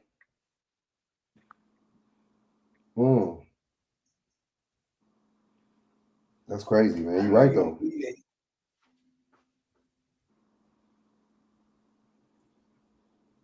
You said what? So you damn right. That's true. Like, see, that's how you know a lot of this stuff is orchestrated, man. You know what I'm saying? Like, and they know that. I think the thing is about them, they know that we're quick to believe a lot of this stuff, man. We quick to, you know what I'm saying? As soon as I already know that the media is like the propaganda arm of the damn government. So, with that being said, man, as soon as the media puts something out there, says something, man, we're quick to believe it. We're quick to be believed. You see what I'm saying? And that's on us. You know what I'm saying? That's on the people, man, for not thinking clearly and thinking outside the box. You don't be thinking outside the box, man. You know what I'm saying? So I just be tripping, man. I just like, but ain't nobody gonna, and then see it's propaganda, man. Honestly, it sounds like they want something to happen. That's why you notice that? That's how the news is, and that's how the propaganda is. So you know what I'm saying? We're gonna orchestrate something by making it seem like something's gonna happen. And why would you warn? What terrorist threat? Where? When? How? Why did not tell us? Where's the details? Who? What group? They're not telling you what group, right? Wouldn't you think if that was a real group, wouldn't you think that they should and would put out the group? See, they be lying, man. But look what Maxine Waters when Bernard just played her, and what did she say? Somewhere out there, there's terrorist groups. Somewhere out, what the heck? Somewhere out there, where? In the Appalachians, where? Where in the mountains somewhere? Where? Where are they? In the woods? Are they in the desert? Preparing for this great getting up 2024 moment? Where are they? I mean, somewhere out there, somewhere. Be more specific, Madam Congresswoman. Be more specific. So that the FBI and other agencies can go and find where they are. Somewhere out there. What are we going to do? Recruit people to go somewhere out there? We're in the boondocks? The swamps of Florida? Right. Where are they? The bayou of Louisiana? Somewhere out there, there are people now preparing somewhere. Well, that's but like you said, Frank, that's again, just to get that little fear going, that fear mongering. You're not even being specific. You're being vague on purpose because you don't know what you're talking about, really. But you just throw it out there so the people that are already suspicious, people that already are wondering about the Trumpites and all of that, will now rise up again and get in this anti-Trump. We can't have this. He's going to destroy democracy. All the verbiage. How can you destroy democracy? There's no one president that can destroy the way this system works. That's why we have check and balances. We have the executive, the legislative, and the judicial branch. Democracy is already, to be honest with you, democracy already ended. But if you want to go under the facade of we are still a democratic nation, you can't lose that democracy unless Congress and unless the justice system is involved in it. One man sitting in the White House for 8 years is not going to destroy democracy. We've had all kinds of things happen. Nixon with his little shenanigans. Even Warren G. Harding with his shenanigans. You can name them one by one. And we're still here. We've had people bomb, would destroy the Twin Towers, but we're still here. Democracy is not going. This country's not going to end because of one man. Stop that foolishness. But because your guy is so weak, Biden is so weak. He mentally and he's been influenced by everybody and their mother, and you know that. So you have to downgrade his opponent. You have to belittle his opponent. You're trying to destroy his opponent. Instead of you standing on your morals, I would like to have seen this thing go untainted, meaning that Trump is not being put through all this stuff and all this propaganda that's being aimed at him. I would like to have seen what the American people wanted to choose in November without any of these stuff that they're doing to try to undermine the man. They've done it before. They did it with Bernie Sanders. They did it with every opponent. The Democrats are just that way. The Democrats, that's the way they work. That's the way they operate. That's their mode of operandi. They are very much, you're talking about how sinister the Republicans are. There's nobody more sinister than the Democrats. And they're manipulative as well. They love these gestures. Even this gesture, I was looking at this a moment ago, the gesture of this immigration now. He had the authority all along to do something about immigration. Now he's doing an executive order, which he had in his power from day one. But now, because of the election, and because people are now, this is becoming a major theme for many Americans, in particular African Americans. Now he wants to pull this executive order out to making sure, and it's a little bit too late. You already got millions of people already in this country, so now you're going to slow it down a little bit. Anybody else that comes in is going to add to the number, so you already got the maximum number. So you just add a little bit more, so you're not doing nothing really. But it looks good because now you got a borderline policy, a southern border policy. You're gonna keep that policy until November. Then we'll go right back to normal and right back to the status quo. But that's how we do, and we just fall like Bianchi said, and I say it all the time, and we all have said it often. We go for the okey doke every single time. We really believe they are our friends. They're our only hope. Even if you don't want to be Republican, go to the third party. Well, that's a wasted vote. It's wasted because you're not taking advantage of it. That's why it's wasted, because nobody's taking advantage of it. Look at some of the third party people. There's about 10, 12 presidential candidates besides those two. But nobody wants to look at them because it's a wasted vote. Why is it a wasted vote if you vote for them? It's wasted because nobody votes for them. But keep on playing this game of Democrat and Republican, and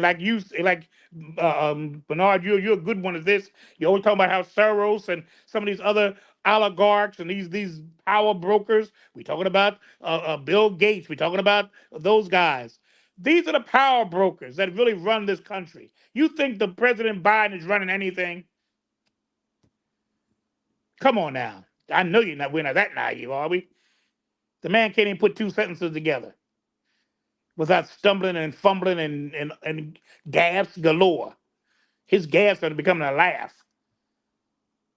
And we still think they run the government. You think that these congressmen are voting on things because of what they believe in?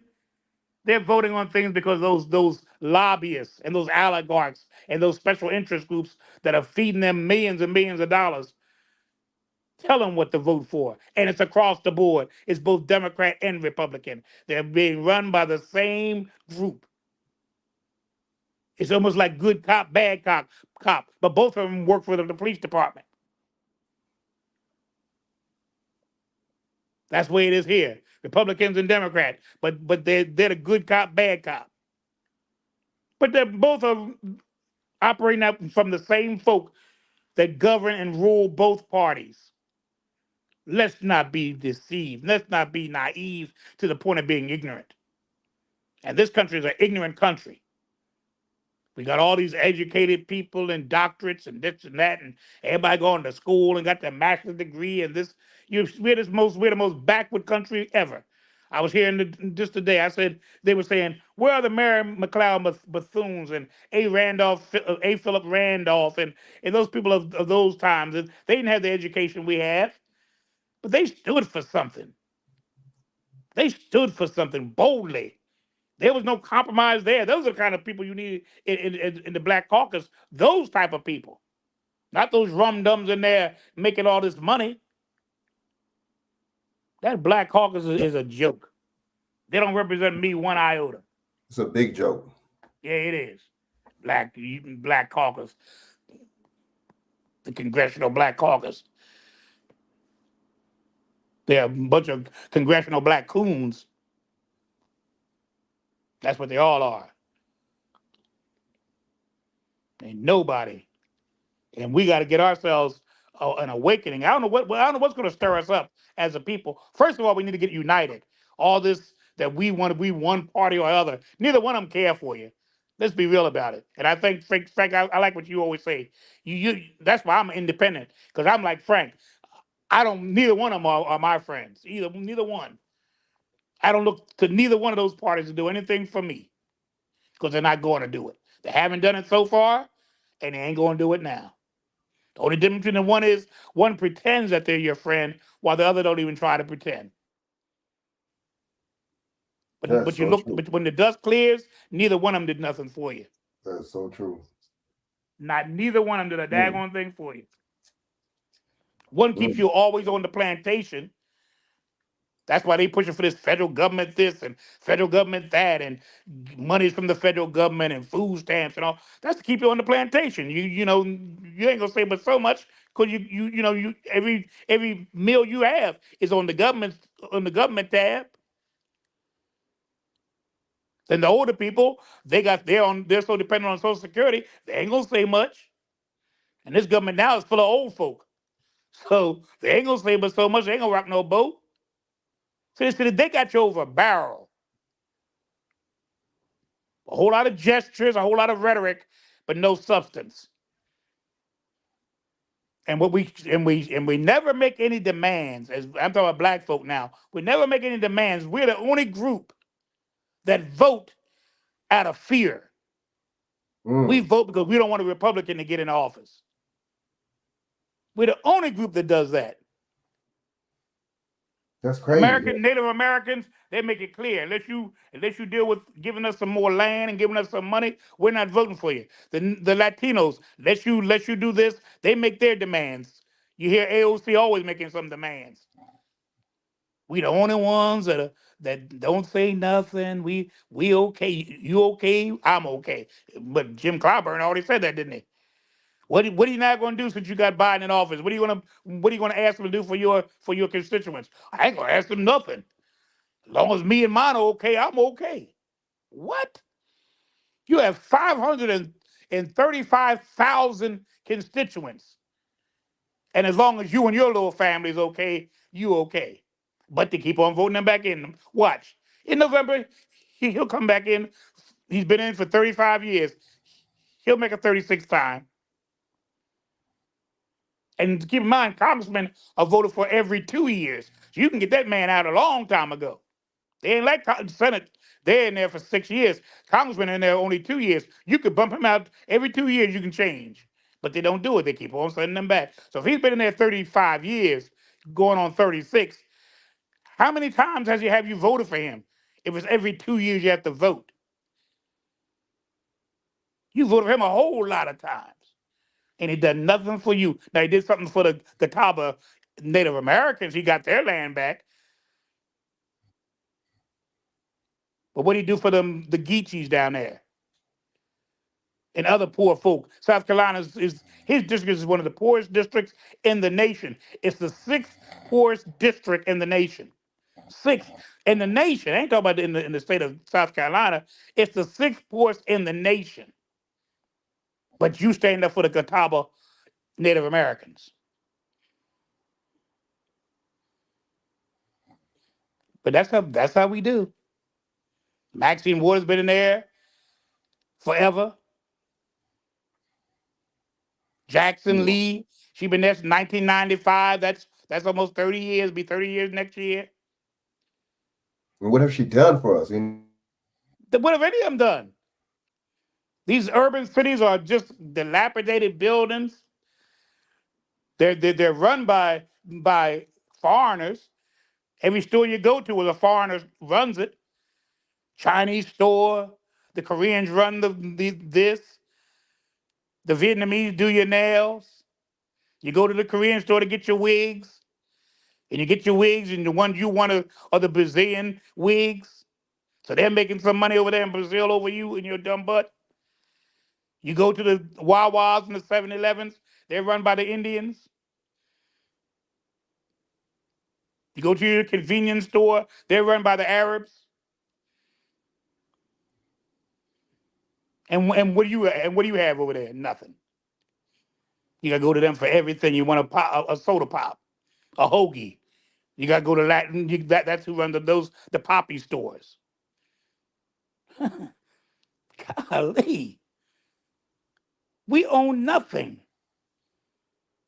and and somehow or another we think we've overcome. What have we overcome? When I was a boy, let me tell you that I'm through with this little rant. But when I was a boy, every store that I went to was run by a black person. I got a haircut. I went to the black shop. My mother went to the hairdresser. She went to the black hairdresser. I went to the dentist, black dentist. Went to my church, black church. Went to the store to get candy. It was black owned. I can name the names. Everything we did. Went to the doctor. My doctor was black.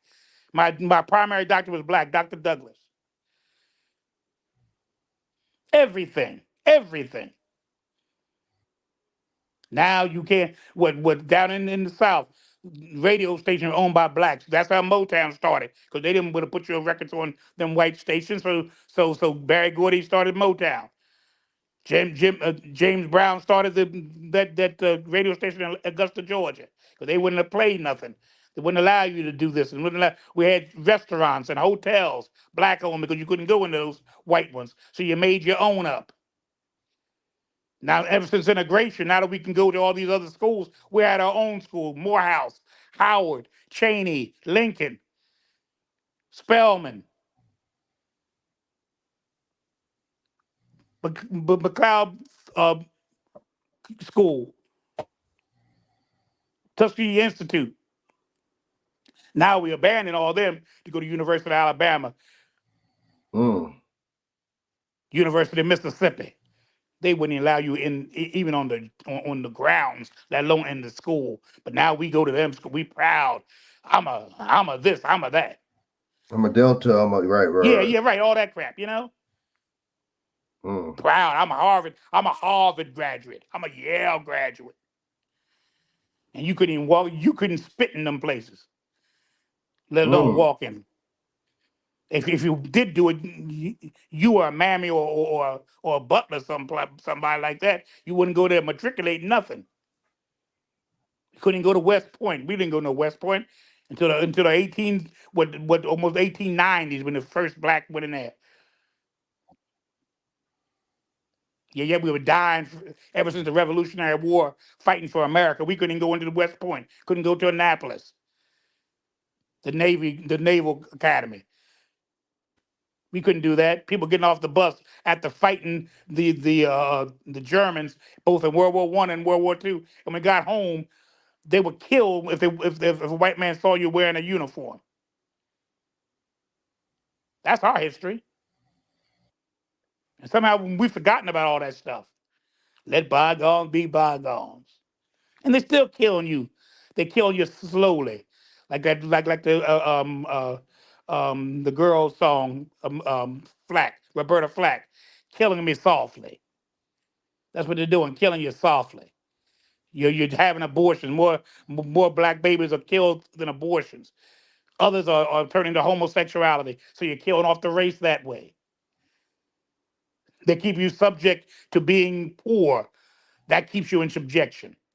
We still live in segregated areas. I still know where the blacks live. Even now, you know where the black people live. And they can get to you anytime they want to. They know just how to get to you. They could bomb your neighborhood and the rest of the city stand tall. They got that kind of bombs now. How about a neutron bomb? Kill you and the building still stands.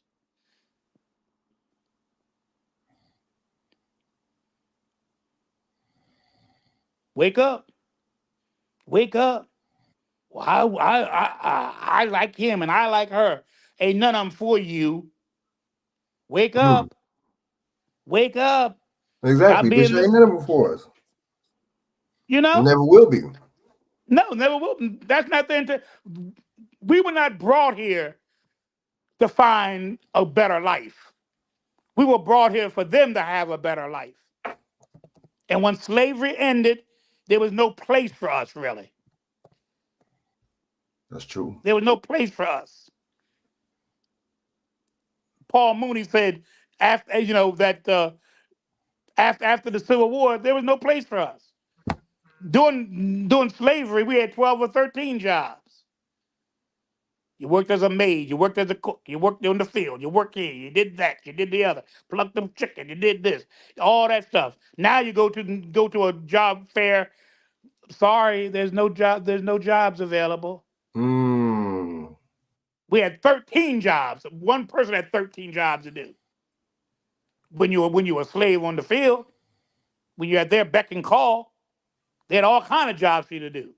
Blacksmith, all that kind of crap. Nurse the baby in your boobs while your child's starving.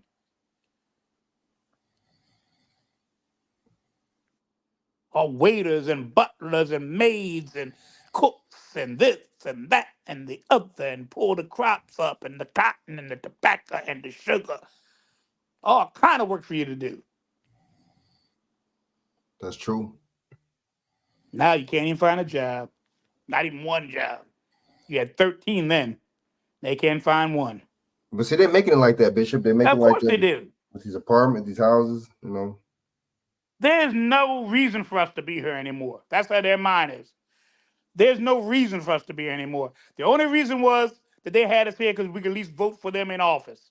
That's what we ended up being. That's all our purpose was. And now they got tired of that, depending on us, because now we're kind of leaning to we're looking at other ways.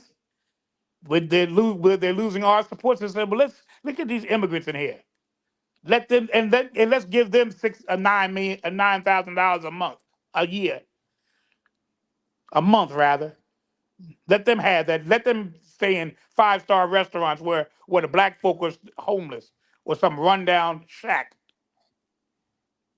No pun intended, shack. And this is where we are now. We let these people in here, and now Biden talk about I'm gonna slow it down. We're gonna man, the damage already done, man. What 30 or 40,000 million of them are here, and what 2 or 3 million of them are here. Damage already done. So you're gonna slow it down. So instead of $1 million a year, maybe you make it 500 or something like that. They're coming in. They're already here now. So you're slowing it down now for what? You might well keep it like it is. I mean, you know the damage is done. The damage is done. Not only why you're doing that because of the election, and also because it's costing you more than you anticipated. The Southerners aren't allowing them to stay there, so now they're coming into your little cities,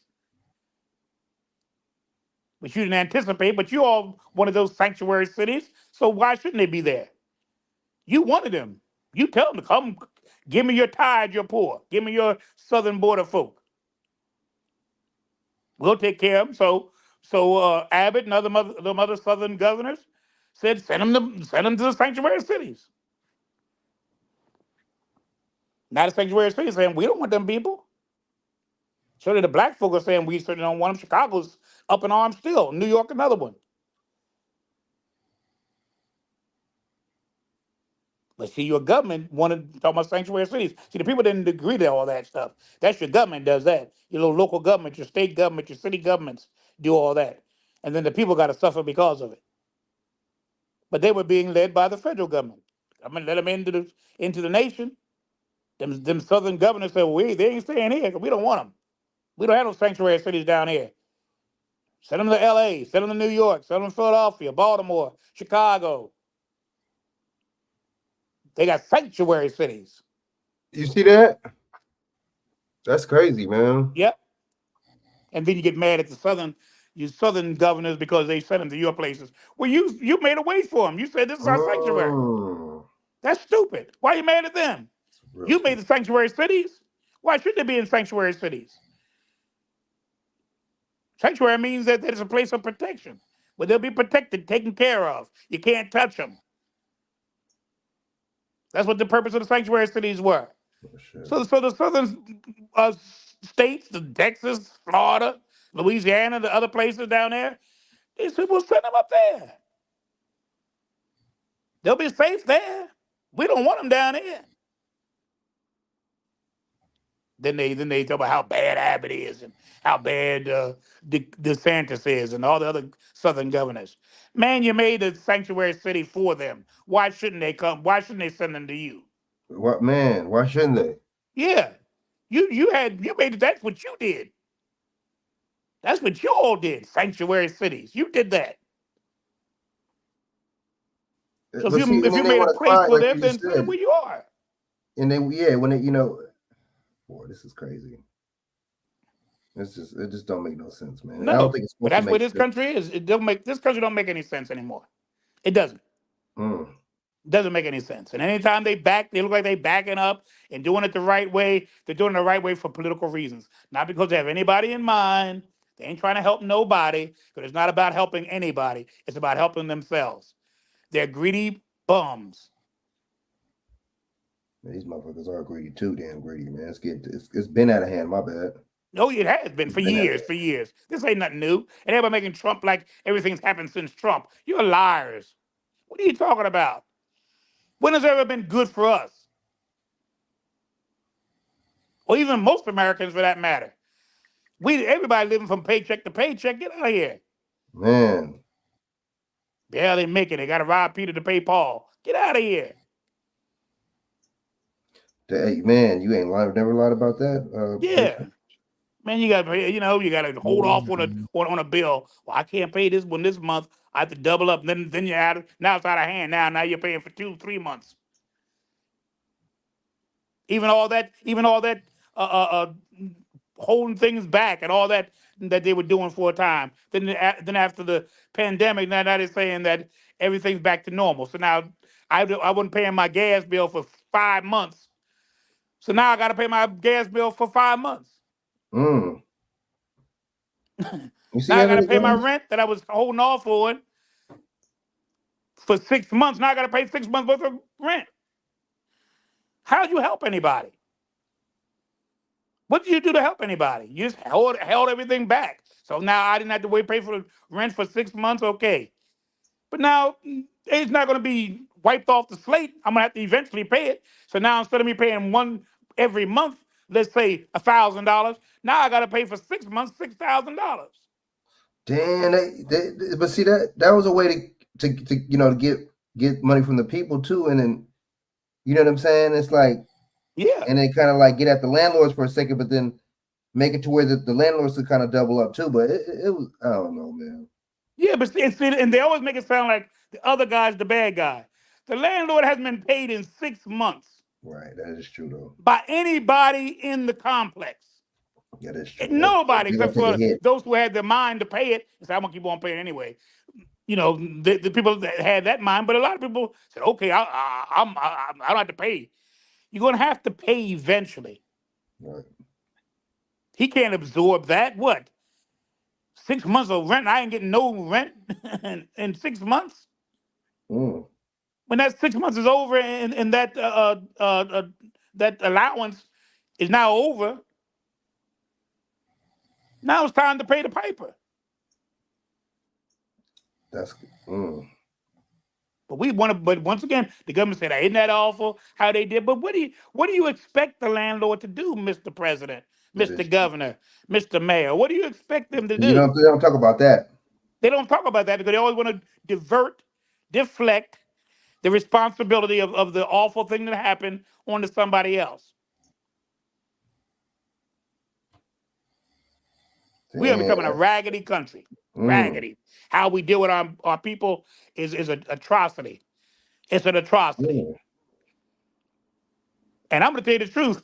If they don't watch it in time, there may be a real revolt. Talk about that January the 6th thing was something. That may be just a foretaste. Every revolution always had a little tiny rebellion before the revolution took place. A little event, comparatively speaking. But if you don't handle that little event right, people are going to start becoming disgusted, and more people will join in the fray. Until finally there's a revolution. And That's what we revolution, need. you can't turn back as easy as you can. A couple of guys came into the Capitol building and caused a little ruckus. That's what you call a little ruckus. It don't have to stay that way.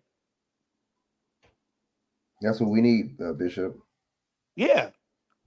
During the Revolutionary War, you had the Boston Tea Party. They dropped a tea into the into the ocean. Okay, that's a little thing. But because England ignored it and said, well, we quelched that, we stopped that. That's what we call the Tea Party massacre. Well, we stopped that. But eventually now, the whole nation came up in uproar. Then you had the Revolutionary War. Not no dropping some boxes of tea into the water. Now you had a whole downright revolution, and they overcame England. We became independent of England. They had little glimpses, they had little things before that. Taxation without representation. They said, heck with that. We're going to take all your money and we're going to bring it back to England and we're going to become rich and you're all going to be staying poor. And they said, heck with this, man. You know, we don't have no representation now. There's no one representing you in Washington. Ain't nobody representing you or me or anybody else in Washington. They're representing themselves. That's what they're doing. And once once people begin to understand that, truly understand that, there may be an uproar. More than a January 6th thing. You're going to wish for the days of January the 6th. Because that's going to be like a drop in the bucket. People are getting tired of it. People are really getting tired of this mess. And one of these days is going to be, remember the even Constitution says about this, that's where they want to take your guns away. They know what's going to happen to keep on doing what they're going to do. They want to take your guns away because they know eventually you're going to start using them guns. You're going to form them militias. There's going to be a few people coming from a rally and climb the walls. It's going to be a militia. People with some guns. And I ain't talking about no little handguns. You got some of them folk out here got all kinds of guns out here. You know that. Uzis and boozies and every other kind of boozies. They will come in and when they come to the Capitol, it's going to be a little different. They coming in blasting.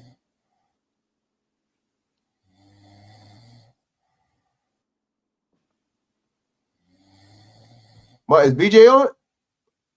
No, Where BJ he's go? asleep. He's asleep. He's asleep. You hear him snoring? Is that him snoring? Yep. Oh shoot! Damn. Wow. Is he showing me on? Wait, let me try to call him real quick or something, man, because you know he got to close out. You know what I mean? You got to kind of still close out the show, like you know what I mean? Yeah. That is funny. Hold on. Yeah, we're just snoring all of a sudden. I was wondering why you let us keep on going on like this. But Hold now on. I know. You sleep. You sleep. We don't sleep, child. He probably said they got it. This become the Frank and Gerald show.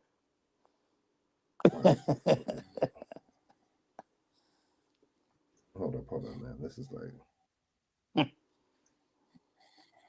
It's good anyway. I gotta get ready to get out of here. Hold on, let me call him real quick. You going? Go ahead. Yeah, because it's man. Yeah, he's still snoring. My man, he's tired. Oh my God.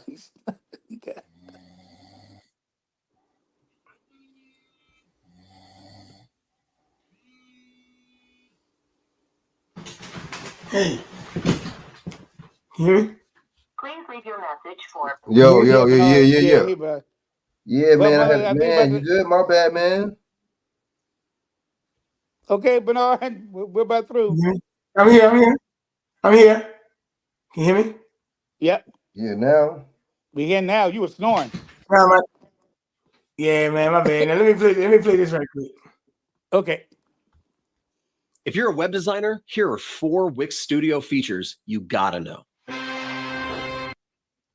New data shows that homelessness in San Francisco has hit a new 10-year low. But even so, there are more than 2,900 people living on the streets. That is according to a recent count. Now, one of the keys to building a better Bay Area is getting those people the services that they need. And ABC 7 News reporter Leanne Melendez joining us now.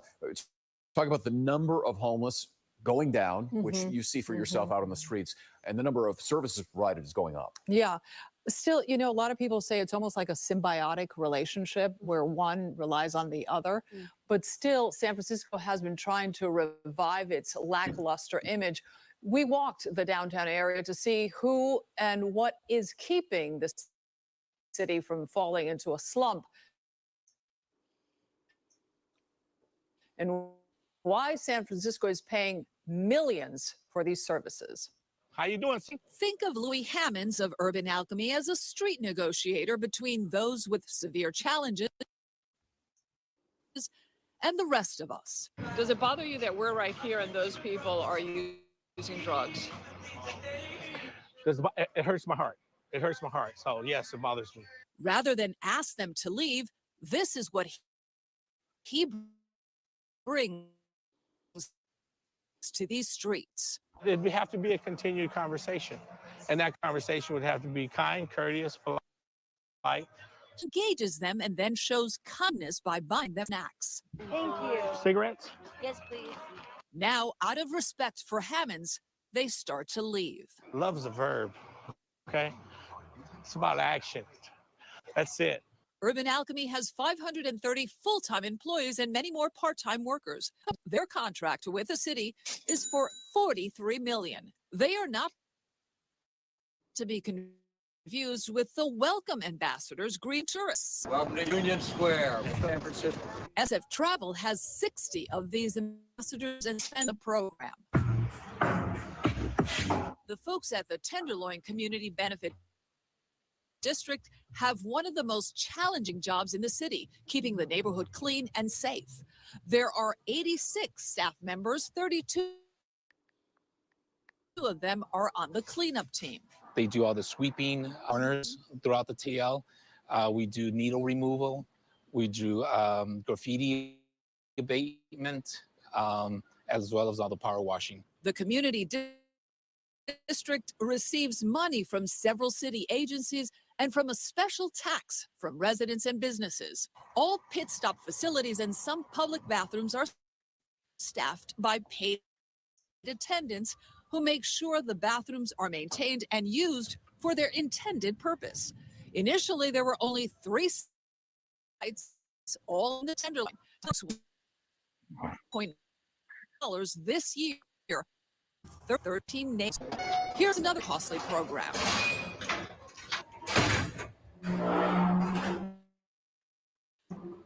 Because people were using BART elevators for drug use, in 2018, operators were brought in to make sure people weren't overdosing or using them as bathrooms. Today, that program has expanded, and BART and the San Francisco County Transportation Authority share the costs. The budget to keep these work. All right, what do you think about that?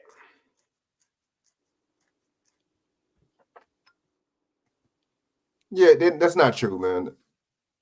That's not true. That shit is not true. That shit is still up there, dude. And maybe lower. It might be lower than it was previous years ago, but not like that. No, it's bad out here in California still. I mean, I know because you figure what's the name was worse than L.A. What's the name was worse than L.A. San Francisco was worse than L.A. So I don't know, and L.A.'s still bad. So I don't know. You know what I'm saying? But let me play this one more clip. I'm going to show you something. This happened in Mexico today. This was the first.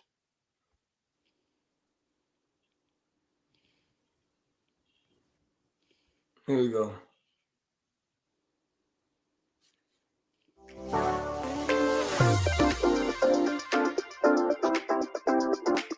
Historic new developments in Mexico, which just elected its first woman president. She actually has a long history right here in the Bay Area. Today in the base, Ginger Conejero-Saab joins us live in San Francisco this morning. And Ginger, this election is also so historic for Mexican citizens that have been living abroad, including right here in the Bay Area. That is correct. Good morning, Laura. For the first time ever, Mexican nationals living abroad were allowed to vote in this historic election. Consulates here in San Francisco and San Jose allowed that for the first time. Now, also a huge first, I should say, for the country of Mexico, a female president is projected to become president. Claudia Sheinbaum received around 60% of the vote. That is according to the National Electoral Institute. Sheinbaum is a climate scientist, and she completed work for her doctorate thesis right here in the Bay Area at Lawrence Berkeley National Laboratory. She was also the former mayor of Mexico City. Now, opposition candidate Xochitl Galvez had under 30% of the vote, while Jorge Alvarez Menez received around 10% of the vote. Both candidates have reportedly conceded the election. Now, electing a female after 200 years is a huge first for Mexico, as is allowing votes outside of the country in this election. For the first time, Mexican nationals living abroad took to the polls here in San Francisco at the consulate, as well as down in San Jose. But it did not go as smoothly as many hoped it would. Many waited for hours, and they were still turned away. It's crazy how many people are here trying to show their dignity, their liberty to vote, and not having that opportunity to be able to do it in the right manner and in the democratic way. I've been here almost like 6 hours and we're still waiting, but I'm not leaving because, you know, I want to stay. If I can vote until tomorrow, I'll stay here. Well, that did not happen. Voting tomorrow, which is today, did not happen. Some would-be voters never did cast their ballot despite being in line when the doors closed at 5 o'clock. That added to some tense scenes that you're seeing and hearing there. People chanting and pounding on the door at the consulate in San Jose. Hundreds were turned away. Now, National Institute for Elections spokesperson admitted they did not expect such a huge turnout for this election, but they also said that voters had an opportunity before yesterday to vote. They could either do so by mail or somehow online. Now, Sheinbaum is expected to assume her historic post on October 1st. That will be for 1 6-year term as the new president of Mexico. In San Francisco, Ginger Conejero Sob, Today in the Bay. A lot of history being made. Ginger, thanks for the latest. Historic news. All right.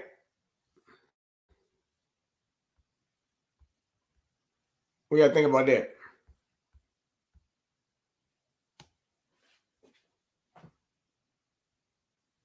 What do you think about that? Yeah, I think it's, I know she's a really a socialist in her political views. I guess it's significant because she's the first woman to be president. She also is of Jewish background. Her family's Jewish. That's something that's worth noting. That's something that's kind of been ignored, but it's something that's worth noting. She has Jewish heritage. So the first woman president of Mexico is a Jewish woman of Mexico.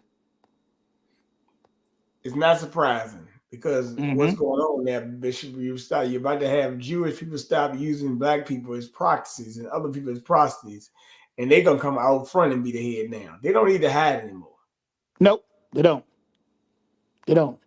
All they got to do is say you're anti-Semitic, and that pretty much solves that. Right, that's right. Everybody backs off. Backs off. So that's that. But if you realize in Chicago, they got a Mexican consulate, and in the Bay out there, they got a Mexican. So this woman was not even voted for completely in Mexico. You had Mexican nationals voting for an election in Mexico, but they're in the United States. See? Isn't that something? That shit vote in the United States for a Mexican president. I tell you, this one. Woo! Only in America. Only in America. Frank, what do you think about this?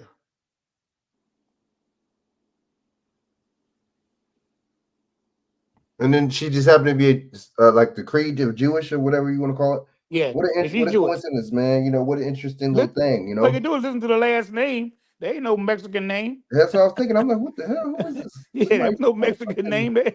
Whoever names up, I've heard of Gonzalez, Garcia, like, Rodriguez. I never heard of Strauchenberger. That's right, Jewish, man. You know that's Jewish. Then they say, Jewish is that? Doesn't Israel have an embassy in Mexico now? Yeah, they do. Yep. Gotcha. And matter of fact, Mexicans was out there fighting in front of the embassy last week. Gotcha. Look at that. I tell you, boy. I'm telling you. Well, That's the first woman president of Mexico. So we've got some Yep. big problems here. As a matter of fact, that let me know how close Mexico is to the United States. They might be gaslighting you for the first woman president here. And of course it'll be a Jew. Hey, look. I wouldn't be surprised at that. I would not be surprised if the first woman president would be of Jewish extraction. Because that's the people to be right now. That's the race to be. If you want to be a race, that's the one to be. Be a Jew. Yeah, look. That's a fact. They winning. Be They a winning Jew. in more ways. Or Hey, crazy look. though. They winning in more ways than one, man. That's what I'm saying. That's the people to be. I'm gonna look and see my. I'm gonna look at my DNA. See if I got a Jewish in me. So I can claim Jewish. Change my name. Hey, look. Gerald's always sound kind of Jewish. Yeah. Hey, look, Bishop. They get away with more. They get away with more shit right now in this country than anybody you ever seen. You ain't kidding. That's what I'm saying. And Now look, south of the border, they without major elected the first president. without major pushback. As a matter of fact, Biden did come out today and say he can put executive action on the border. One of the things he said that after 25 migrant arrivals a day, he gonna stop them from coming. Well, damn, that's still letting 2,500 in a day. Shit. And look, the damage is already done. We already got 2 million. So now you just slow it down a little bit. What are you doing to the other million? They're gonna stay here. The other million, they ain't going nowhere. So you're still gonna add. It's gonna be more and more as 47 time goes million. on anyway. They said there's 47 million undocumented people in this country right now, man. Yeah, right. Could be. Look at that. Look at that. See? You know something else I slow it saw down. today? The damage is done. The damage is done. I mean, what I saw now today, you're gonna Bishop? slow it down. You know what I saw today, Bishop, What? at the traffic light, Bishop? What's that? I saw a man pushing a stroller with a dress and stockings on and a halter top. This world, I tell you, brother. With doors in the stroller. I couldn't tell if the stroller had real, but it was a man pushing a stroller with goddamn a dress on. I said, God, That's so bad. but it is what it is. That's crazy, man. But that being said, Bishop, let me say something before I go. Bishop, I told you last Wednesday, and we talked about, I told you to come on here because, Blog Talk had been acting up. So I'm glad you were able to come on. Hopefully do it again. I don't know if you're on Judge Show. The other day I had one of my guys in Richmond, the guy I told you about a couple years ago with the coffee shop, how they tried to shut him down because he didn't support abortion. Right. He came on Judge Show the other day. He talked about it. Matter of fact, him and Chak talked about some health things as well. So maybe y'all should maybe you and Chak should talk about the health thing for your medication. Yeah, I think I'm distracted. If you're still there, I think I want to do that next week. I think we need to have at least a segment of my show that'll be devoted to that. And Bernard, I want you on there as well because you're another one who's. So I need to have that done. So that'll be not this week, but the next week. Chak, you heard that? Get ready, you guys. So get ready for the both of you. I'll get up with Chak. Yeah, I'm here. Yeah, just tap in with me. Yeah. Do that for me next week. But we need to really talk about some of this stuff. There's too much. So just in the case we don't know what's going on, shout out your show information while you're at it, though. While you're at it, like I said, it's hit or miss right now, but censorship is going on. As a matter of fact, they're trying to shut down Alex Jones' studio. The judge told me to keep his studio open for 2 more weeks. But they're saying that he got bankruptcy and they're trying to make him liquidate that thing. But it ain't about that. They want to shut down the flow of information. That's what they're really about. So wow. Well, we are on every Wednesday night, 7:30 p.m. Real Talk with the G-Man. Our call-in number 563-999-3705. Every Wednesday, we talk about the latest. We'll be talking about some of the things that was talked about tonight, as well as some other things as well that's come up in the news. So we invite you to be a part of it. Hopefully, we'll be able to have the show on this week coming. We were able to have the show on Sunday, thank God. Victor's show that went through pretty good, but we are scheduling it for next Wednesday. And if any problem, I've already got myself with 2 or 3 other platforms. So if it doesn't work this time, I'm gonna keep on playing with it. I got to move on to another platform, but we are prepared for it. So, but contact us at Blog Talk Radio, 563-563-999-3705. Wednesday evening, we'll talk with the G-Man, 7:30 Eastern Standard Time. Thank you, Bernard, for the opportunity. All right, Shaq, shout out the information.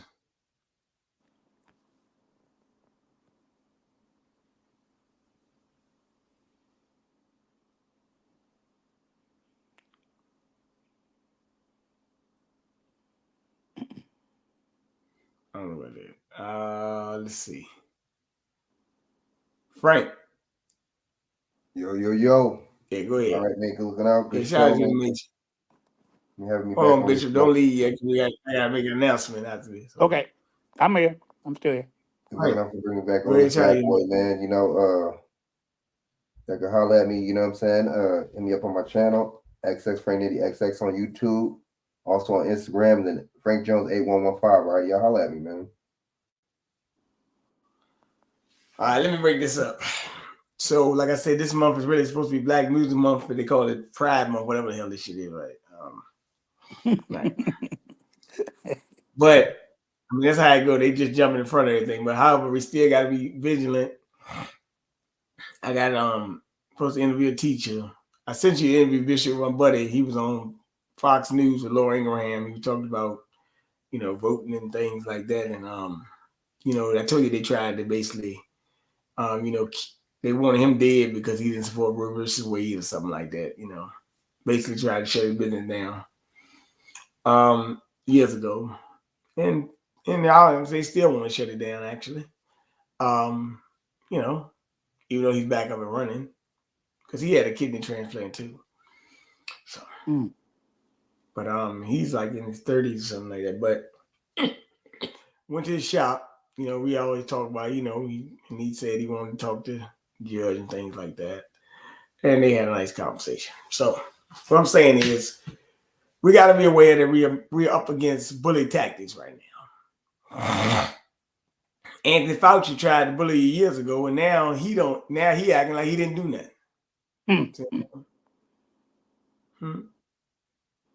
Oh, 6 feet. Oh, I never said that. I just made it up. Yep. Yeah. Bishop, I'm gonna say this. I always laugh at this shit. People always wonder why I'm laughing, because I always say, well, Bernard, why you always say that you knew that? Because I reported on this years ago. That's true. I reported this years ago. I said, hey, look, you can call me a conspiracy nut or whatever you want, but guess what? You can't say I didn't research it and show it to you back then. It always comes out. It always comes up. Maybe 2 or 3 years later. But when the dust clears, it's exactly what you said years ago. When this thing first started out 2020, you were talking about be careful what you hear, because a lot of what you hear is not not the truth. Well, remember what I Is said. being held back. Biden told you on October 24, 2020, the CIA and them had already got together to plan what they was going to do about the election. Yep.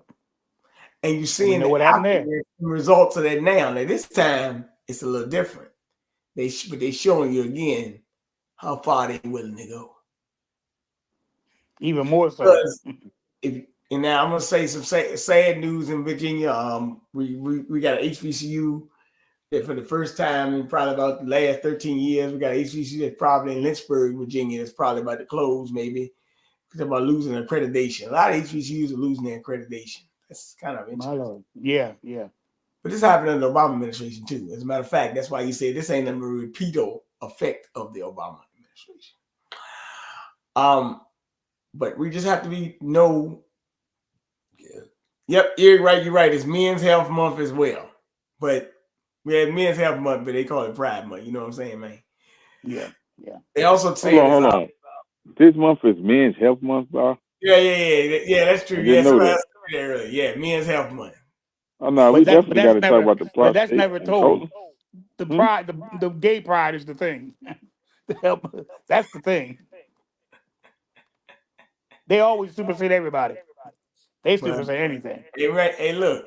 Well, then if they talk about Pride Month, we might have to have a show dedicated to STD awareness month. Then. Yeah, STD, STI. Yeah, that'd be good. Yeah. I gotta let me go some information on that in one of these shows and stuff. We're gonna talk about some STIs and STDs.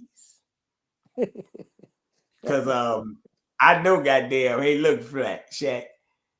I know after Pride Month gonna be some people burning like goddamn hot tots or something, man. They gonna be burning. Oh my God. Hey, look, man. Yeah, they should call it Hot Pocket Month instead of.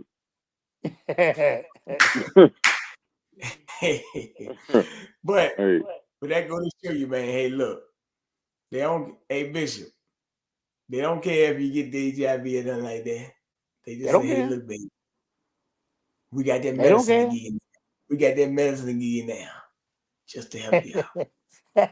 But nevertheless, it's been a great show. Y'all take your time. I got a teacher I think I've got an interview this week about St. Louis. I think I'm gonna give a call tomorrow.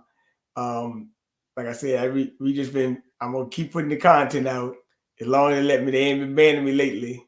I guess they backed off because they realized I'm not stopping. But as far as blog talk, we just make sure that we had this health topic, just like I had this month today talking about it for a while. We'll try to talk about it on your show. But I want y'all to have a good night.